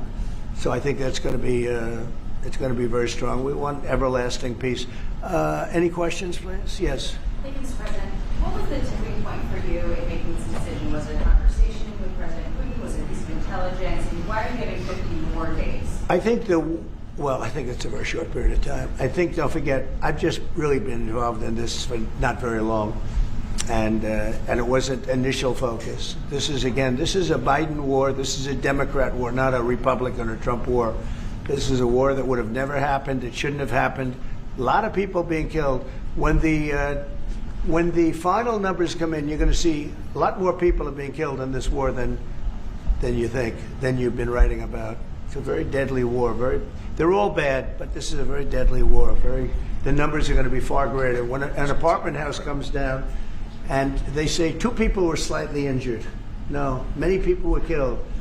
And those numbers will be at some point accurately reported. So far, they're not. It's a deadly war. I think that you're just going to see. I think you're going to see strong movement. I hope so. I hope so. You know, the secondary tariffs are very, very powerful. What about the tariffs that the Republicans in the House and the Senate have raised? Yeah, 500%. sure. Why are you doing 100%? Well, the Republicans are moving very strongly in the Senate, giving us total control of it. But I'm not sure we need it, but it's certainly good that they're doing it. And Lindsey Graham's working hard. The whole John Thune, all of them, they're all working hard, and they're in coordination with Mike Johnson, Speaker in the House. And I think they've actually crafted a pretty good piece of legislation. It's probably going to pass very easily, and that includes Democrats. And there's some little tweaks, but I don't want to say I don't need it because I don't want them to waste their time. It could be very useful. We'll have to see. But we can do secondary. We're probably talking about 100% or something like that. We can do secondary tariffs without the Senate, without the House. But what they're crafting also could be very good. So are you suggesting then that the Congress should move forward with those sanctions, the 500%, and that your 100 would be a separate additional action? Yeah, I mean, the 500 is, sort of meaningless after a while because at a certain point it doesn't matter. It's not going to be, it's 100. 100 is going to serve the same function. But, I have it at 100%. They may have it, I don't know what they're going to end up with. They may have it at 100 too. They may have it at 500. But they're doing some good work in the House, and I think in the House and the Senate. And as you know, they're coordinated, and they can have it done quickly. They said they'll have it as quickly as I need it. So we'll see. We're talking to him. In fact, John Thune's coming over later on to talk. Yeah, he's gonna come over and talk. Mr. President, isn't your view that Vladimir Putin is characterized his dedication? What? Isn't your view that Vladimir Putin misguided, Did he misguide us? did not clarify his intention Yeah. to a peace deal? Well, And what happens now in the next phase? you're going to see. I mean, we're going to go for a period of time. Maybe he'll start negotiating. And I think I felt, I don't know about you, Mark, but I felt that we had a deal about 4 times. Mm-hmm. And here we are, still talking about. And he didn't send serious people to the negotiations. So I remember that you were able, with Marco Rubio and with Steve Witkoff, to get these talks going in Istanbul. Yep. I remember I was myself in Turkey for NATO business in May, and we really put pressure on the Ukrainians to send a senior team into Istanbul, and they did. But then the Russians came up with this historian explaining history of Russia since 1250. We thought, and I thought, we should have had a deal done a long time ago. But it just keeps going on and on and on, and every night people are dying. A lot of people, a lot of Russian soldiers are dying, by the way, and a lot of Ukrainian soldiers too. But a lot of Russian soldiers are dying. 100,000 Russian soldiers since 1st of January. Since January, 100,000 Russian soldiers dead since January. So if anybody in Moscow is listening to this, again, 100,000 dead Russians since January. This is what President Putin is doing at the moment. Yeah, please. Will these be Patriot missiles specifically, or Patriot batteries that you're planning? Everything. It's everything. It's Patriots. It's all of them. It's a full complement with the batteries. Yeah. When do you expect them to arrive? Well, we're going to have some come very soon, within days, actually. Because a couple of the countries that have Patriots are going to swap over, and will replace the Patriots with the ones they have, and Matt will coordinate with NATO.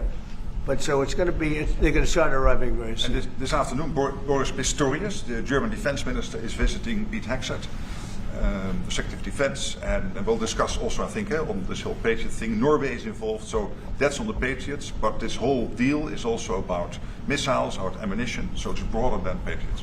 We have one country that has 17 Patriots getting ready to be shipped. They're not going to need them for them. So we're going to work a deal where the 17 will go, or a big portion of the 17 will go to the war side.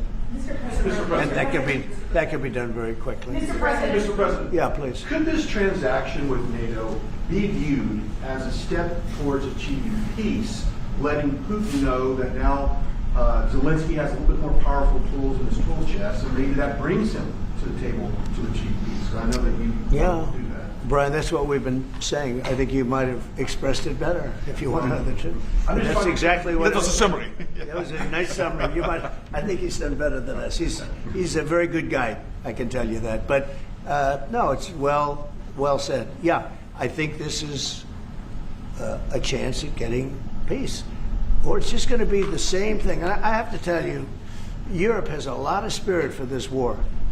A lot of people, when I first got involved, I really didn't think they did, but they do. And I saw that a month ago when you were there, many of you were there. The level of esprit de corps, spirit that they have is amazing. They really think it's a very, very important thing to do, or they wouldn't be doing it. Look, they're agreeing to, they're paying for everything. We're not paying anymore. We have an ocean separating us. I said, we have a problem. We make the best stuff, but we can't keep doing this. And Biden should have done this years ago. He should have done it from the beginning, but he didn't. He didn't know he was there. This guy, what a horrible job they did for this country. And I just hope between the border and this and so many other, inflation, what a horrible administration. The worst administration in history, in my opinion. It's not my opinion. I think it's everybody's opinion. But this is something that shouldn't have happened, and we're going to see if we can end it. If I can follow up. I do want to make one statement. Again, I said it before. This is not Trump's war. We're here to try and get it finished and settled and whatever. Because nobody wins with this. This is a loser from every standpoint. But from day this one. was Biden, and this was other people. And it's very sad. It's a very sad situation. This gentleman's doing a great job. I think he's going to get it, and Matt and everybody else that's working on it. I think he'll get this thing over with, hopefully. Mr. President, you've praised European countries today as standing up for Ukraine as being strong. Will you allow them to continue to negotiate tariffs lower than 30% before August 1st, or is the deal settled? What does that mean? You mean you're talking about the tariffs? Oh, you're back on tariffs. You're on a more friendly tariff, right? A little bit more friendly tariff. No, we're going to be talking to people. We have, I watched the show this morning. They were talking about, well, when's he going to make the deal? The deals are already made. The letters are the deals. The deals are made. There are no deals to make. They would like to do a different kind of a deal, and we're always open to talk. We are open to talk, including to Europe. In fact, they're coming over. They'd like to talk to us. Mr. President, is there any concern about the U.S. stockpiles? There was a pause in delivery of weaponry to Ukraine in order to evaluate, apparently, U.S. stockpiles. What came out of that? Evaluation. I mean, this was a very big, what we're talking about today is a very, very big day. And what Pete was doing, and me too, I knew what Pete was doing, was evaluation, because we knew this was going to happen. And now we actually announced it. They voted on it. It's all been done. So obviously that has a big impact on, you know, when you say pause, obviously you're not going to be doing things if you don't know what's going to happen here. But we were pretty sure this was going to happen, so we did a little bit of a pause. But this is a very big, event today. This is something very big. If it escalates further, how far are you willing to go in response? In what? How far are you willing to go if Putin were to escalate, send more bombs? Don't ask me a question like that. How far? I don't know. I want to get the war settled. They're not Americans that are dying in it, and you know I have a problem, and JD has a problem. It's a stance that he's had for a long time.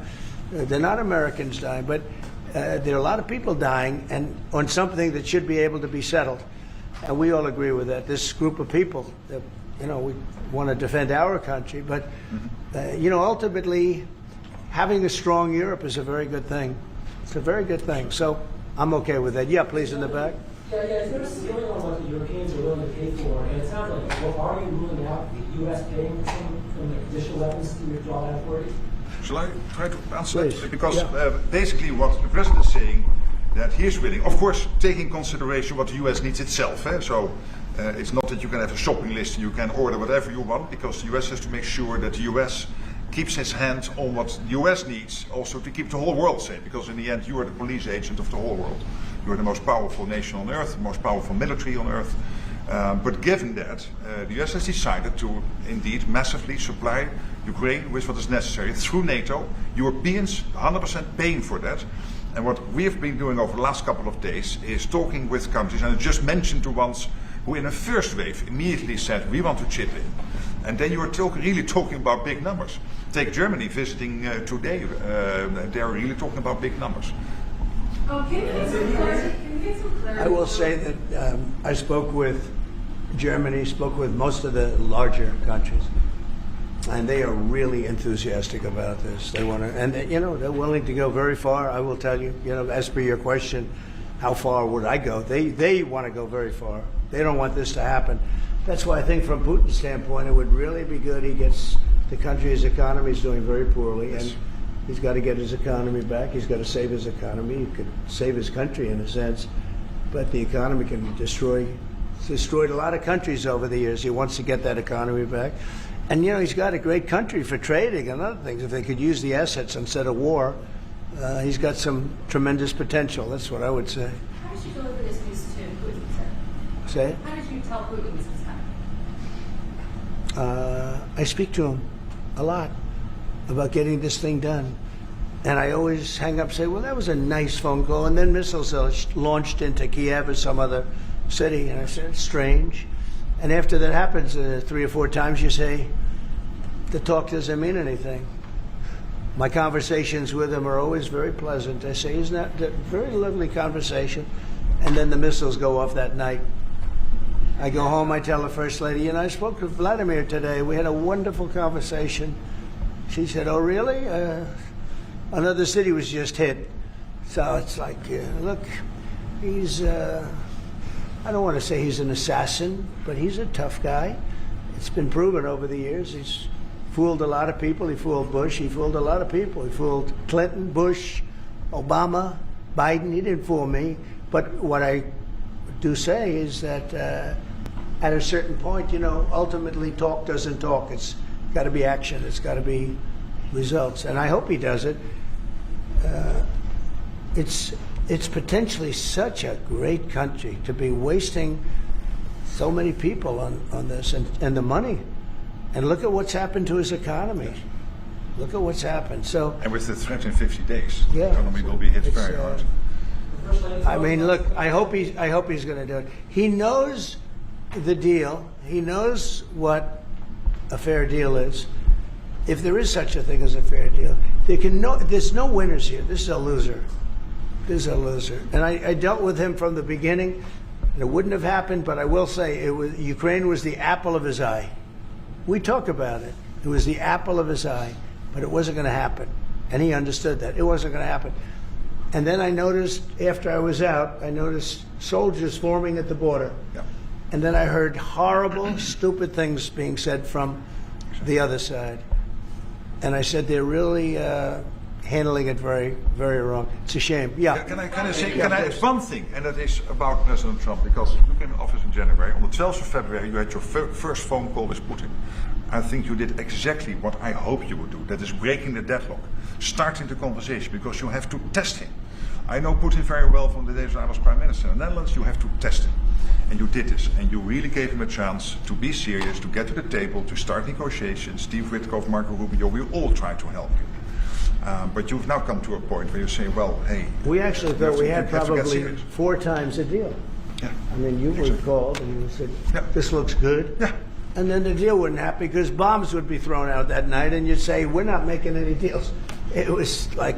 But you breaking the deadlock was crucial because you had to start that process. And you were the only one who was able to do that. I think we'll get it done. Do you think he's reasonable enough to negotiate? Yeah, I think we're going to get it done. I think, look, this is a very powerful situation. You have very wealthy countries buying the best equipment in the world. And we have the best equipment in the world. We make equipment like no other. You know, our submarines, nuclear submarines, are so powerful. They're the most powerful weapon ever built. And we have the best in the world they're 20 years behind, 25 years behind us. We have the greatest equipment anywhere in the world. I just hope we don't have to use it. Yeah, please. Thank you, Mr. President. On a separate topic here, President Biden, of all people, spoke to the New York Times over the weekend. He did not speak to them on the record during his time in office at all, but spoke to them recently. And he defended his use of the audit and said that he signed off on every decision. But at the same time, the Times reports that he did not individually approve each name for the categorical pardons that applies to large numbers of people. What are your take on that? Any new revelations from? Well, I mean, you're talking about the auto pen. Look, the auto pen, I think, is maybe one of the biggest scandals that we've had in 50 to 100 years. This is a tremendous scandal. And I know the people on the other side of the, see that desk, that Resolute desk? Unfortunately, he used it before me. But, you know, we have our choice of 7 desks. They're all beautiful.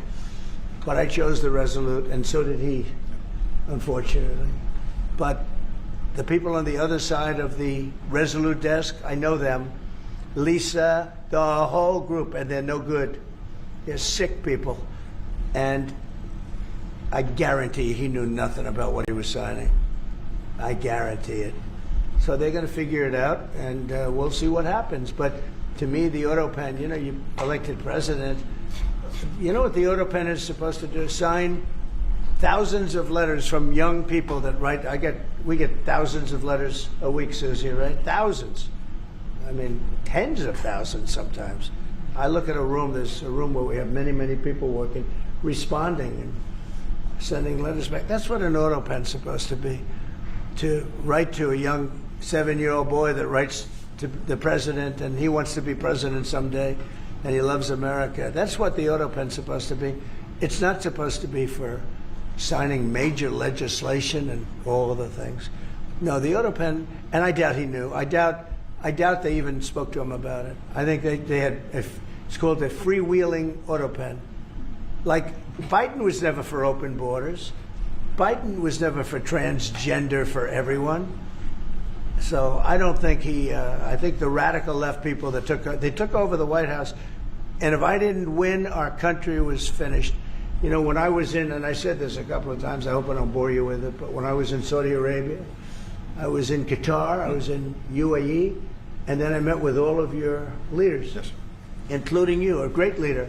He's now the leader of many countries, not just No. But I met with a lot of leaders over the last 2 months, in the Middle East and all of the NATO countries. And I will tell you, they had one common phrase. They thought America was dead 1 year ago, and today they say, and they all say it, and I hope you'll back me up in this, but they say now it's the hottest country anywhere in the world. It is. Look at our numbers. Look at the numbers we made. You see, we made $25 billion last month. We didn't make that for years. The tariffs are kicking in. The economy is very strong, even though we have a Fed person who's terrible. He doesn't know what the hell he's doing, but that's all right. We blow through interest rates. We're doing so well, we blow through it. Be nice because people would be able to buy housing a lot easier. But think of it. We thought your country was dead, and they were dealing with China because they were really going to China. But not anymore. But we thought your country was dead, and now you have the hottest country anywhere in the world. So we've done a really good job, and it's an honor to have this man. This man is a star, and he's going to be dealing with another one of my stars, Matt, and you're going to do a great job, Matt Whitaker. Okay? Thank you very much, everybody. Thank you, Brian. Thank you.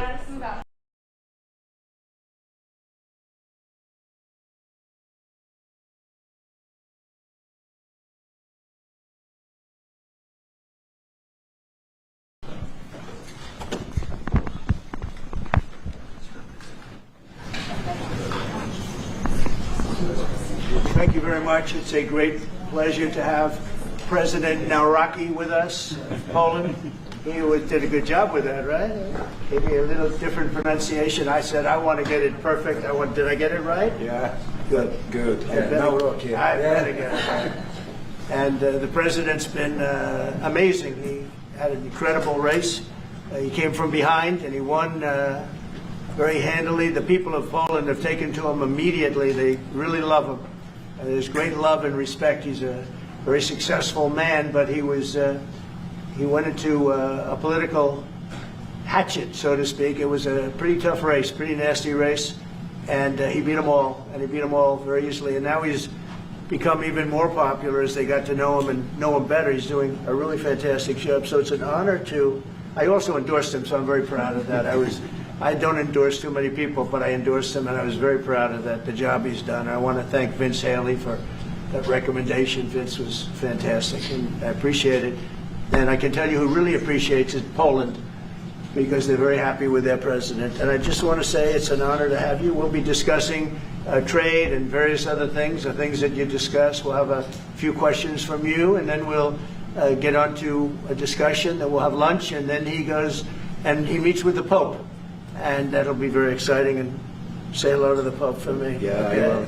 Thank you very much for being here. Thank you very much, Mr. President. Thank you very much, and I would like to express my gratitude for your invitation. Only after 1 month from my sworn and from celebration for my inauguration, it means that Polish-American relations are very important, very strong.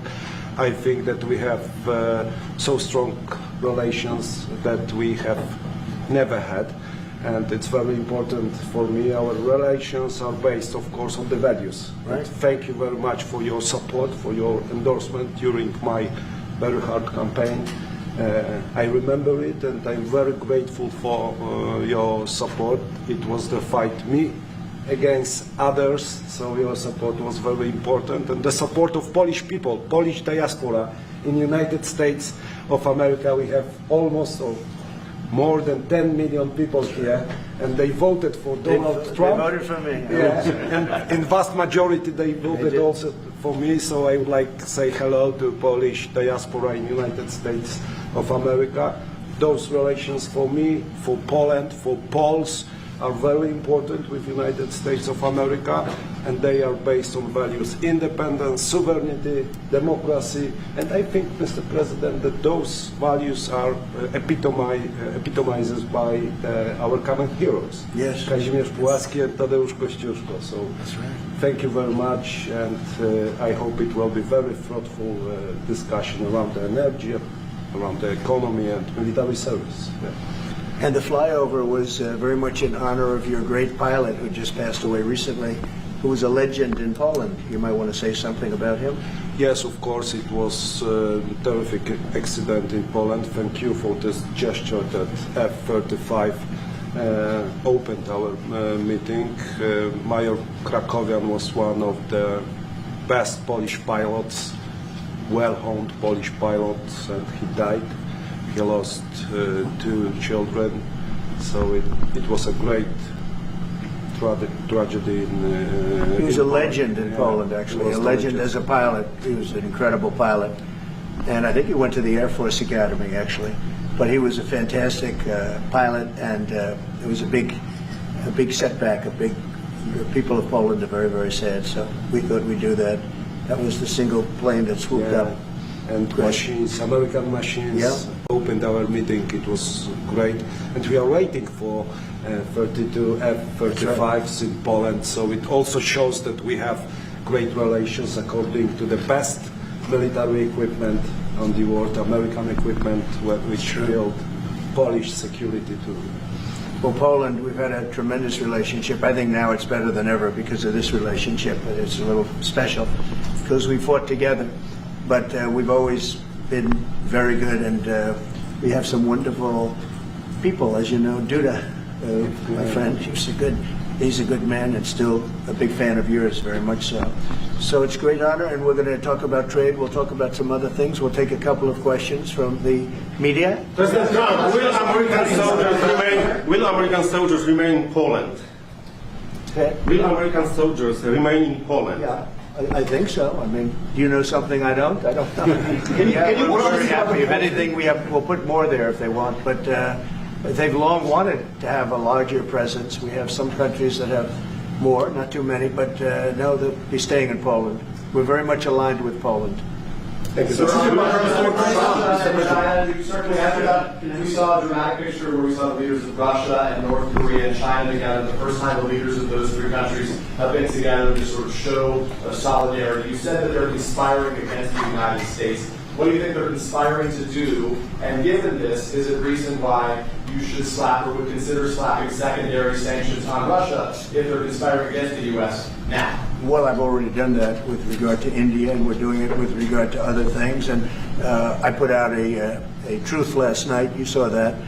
And I was the one that brought it up. I said they're only doing this. They're looking to, when they did what they did, I thought it was a beautiful ceremony. I thought it was very, very impressive. But I understood the reason they were doing it, and they were hoping I was watching, and I was watching. My relationship with all of them is very good. We're going to find out how good it is over the next week or two. I think that we helped China very much, as you know, when they talk about freedom.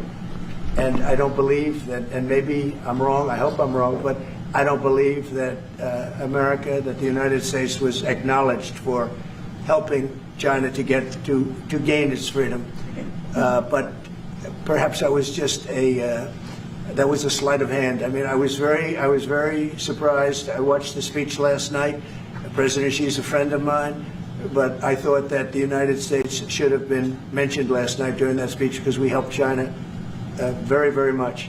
Do you think they should have invited you, Mr. President? Do you think they should have invited you? You've expressed many times your frustration and disappointment with Putin, but there's no action since you took your office. Don't you worry that? How do you know there's no action? But don't you worry? What actions have you taken? I'm with Polish radio. Okay. How do you know there's no action? Would you say that putting secondary sanctions on India, the largest purchaser outside of China, they're almost equal. Would you say there was no action? That cost hundreds of billions of dollars to Russia. You call that no action? And I haven't done phase 2 yet or phase 3. But when you say there's no action, I think you ought to get yourself a new job, because if you remember, 2 weeks ago I said, if India buys, India's got big problems, and that's what happened. So don't tell me about that. What is your message to Putin? Right now, there have been survivors of Jeffrey Epstein speaking at a press conference on Capitol Hill. They're calling for these case files, these documents to be released. And Thomas Massey, who is sponsoring discharge positions, you get the House to vote on releasing those documents. says he doesn't believe you're implicated in these files, but many of your friends and donors may be, and he says that's why the Justice Department is redacting them and slow-walking the release.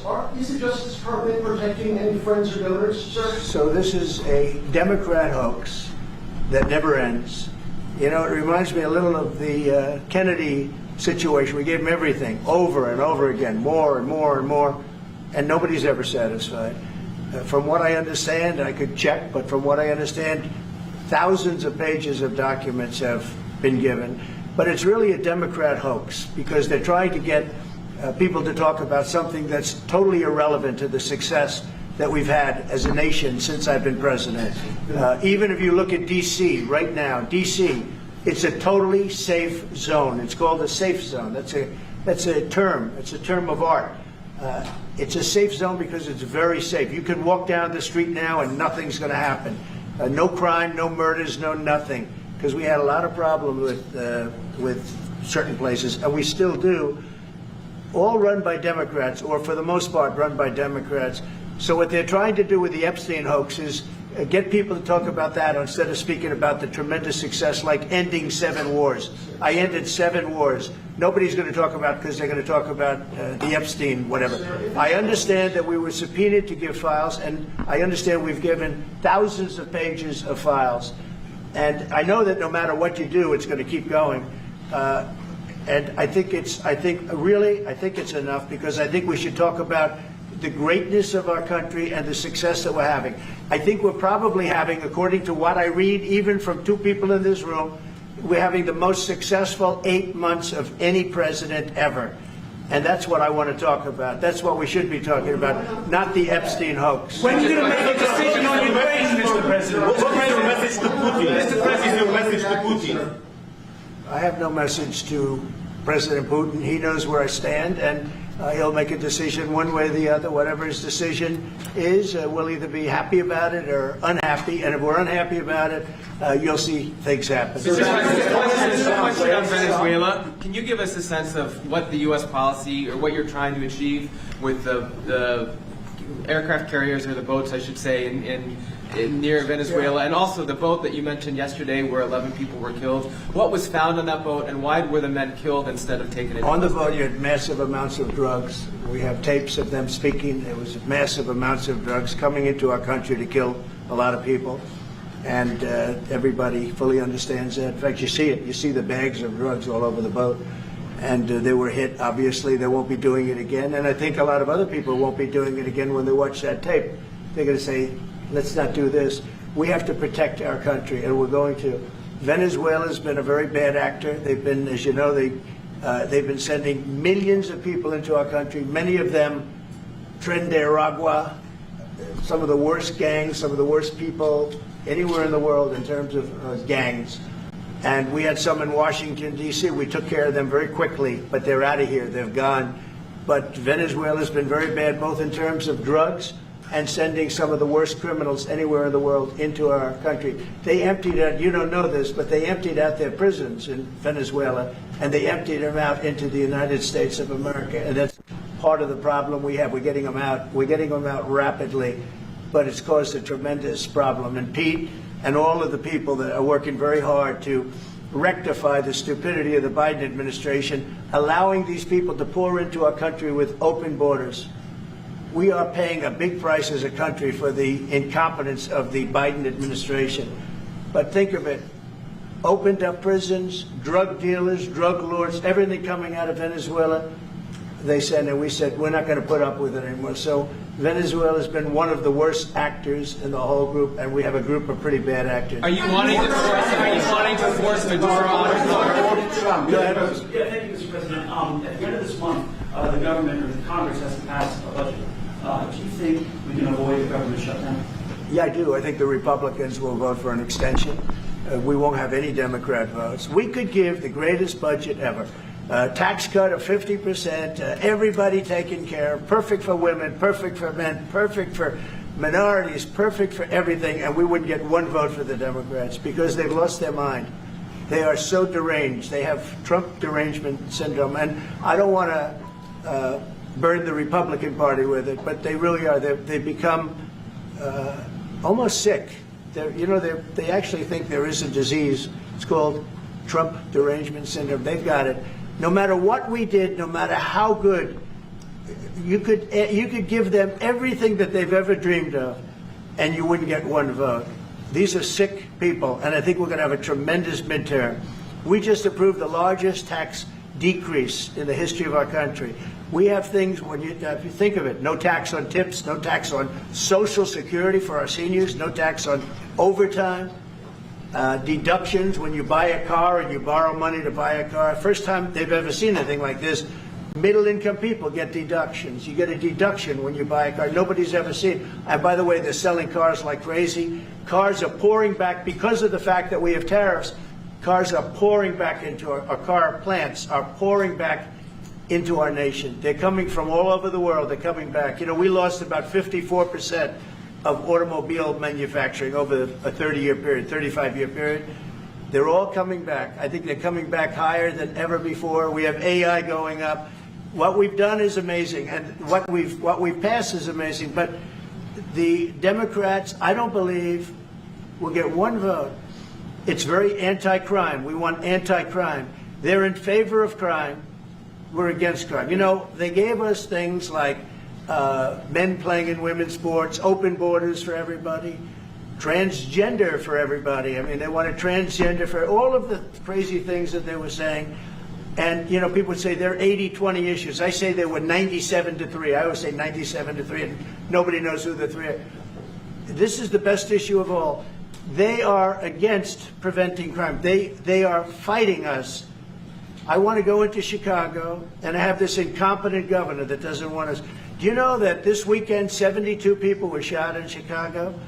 I'm embarrassed to say it in front of the president of Poland. 11 people were killed. 72 people were shot. Last week, 7 people were killed in Chicago, a place which is probably your number one place. I hate to say it. Yeah, a lot of Poles in Chicago. And we got to keep it safe. But 7 people were killed. The week before that, 5 people were killed, and 21 people were shot. This is in 3 weeks. So in 3 weeks, they lost almost 35 people were killed. It could have been stopped. If you look at Washington, D.C., 3 weeks ago, it was the same or worse. And now it's considered a totally safe zone. Restaurants are open. They're bustling. Restaurants, you have to see, restaurants were dying. Nobody wanted to go out. They didn't want to be attacked. They didn't want to be mugged. They didn't want to be attacked even in the restaurant. And you take a look at what's happened. Friends of mine that haven't gone to a restaurant in 4 years, one of them went out 5 times in the last 2 weeks to a restaurant with his family. They feel totally safe. Washington, D.C. is a totally safe city. You're not reporting any crime because there is none. They said crime is down 87%, and I said, no, it's not. It's down 100%. We have a great thing going. I could do that with Chicago. We could do that with New York. We could do it with Los Angeles. So we're making a determination now. Do we go to Chicago, or do we go to a place like New Orleans, where we have a great governor, Jeff Landry, who wants us to come in and straighten out a very nice section of this country that's become quite tough, quite bad. So we're going to be going to maybe Louisiana, and you have New Orleans, which has a crime problem. We'll straighten that out in about 2 weeks. It'll take us 2 weeks, easier than D.C. But we could straighten out Chicago. All they have to do is ask us to go into Chicago if we don't have the support of some of these politicians. But I'll tell you who is supporting us, the people of Chicago. And I sort of want them to let it be known. They have incompetent people. A guy like Gavin Newsom, he's the governor of a state that if we didn't go into Los Angeles with our soldiers, with our National Guard, you wouldn't even be having the Olympics there. They were going to take it. And remember this, your top law enforcement officer in Los Angeles said, there's no way we could have done this without President Trump coming in with the troops. We saved Los Angeles and we saved the Olympics. Thank you very much. Question for President Dombrovskis. Thank you. Mr. President, in regards to Gavin Newsom, would you be open to a congressional investigation in regards to the specific Palisades fire where it killed 12 seniors, to see whether there's any negligence on Gavin Newsom or Karen Bass in regards to those deaths. Well, I'll tell you, there's negligence on not getting people permits. That is negligent. We got all of the federal permits. Lee Zeldin, the federal permits are much more difficult. They were all gotten within 30 days. People could go build their houses. It's going to be years before they are allowed to build their house. And Karen Bass is grossly incompetent. And Newsom, this is a very incompetent guy. I watched him with the hands. I'm saying, what's going on with the hands? There's something wrong with him. You watch him. There's something wrong with this guy. But more importantly, he didn't allow the water to come from the Pacific Northwest. You know, they have tremendous amounts of water in California. People don't know. They send the water out to the Pacific Ocean. So I demanded it be open. If that were open during the fire, before the fire, you wouldn't have had the fire because all the sprinklers would have worked in the houses. They had no water. They had no water in the fire hydrants. You wouldn't have had the fires. It would have been put out after one house, two houses. But he stopped the water from coming in. And I had to send in the military to have that water opened after the fires. And now they have water, but he should have more because they've restricted, they still restricted. There's something wrong with these people. There's something really wrong. As to investigation, I view it as a gross incompetence. I view it as an ideology that's wrong. It's a radical left ideology. And if I didn't win this election, I think our country would be destroyed. I don't believe you'd be here right now, and our country would be destroyed. Yeah. Mr. President, thank you, sir. What's the most important branches of interest between Poland and U.S. in your opinion? Well, it's just the relationship we have. I think there's a great trust and a great more than most.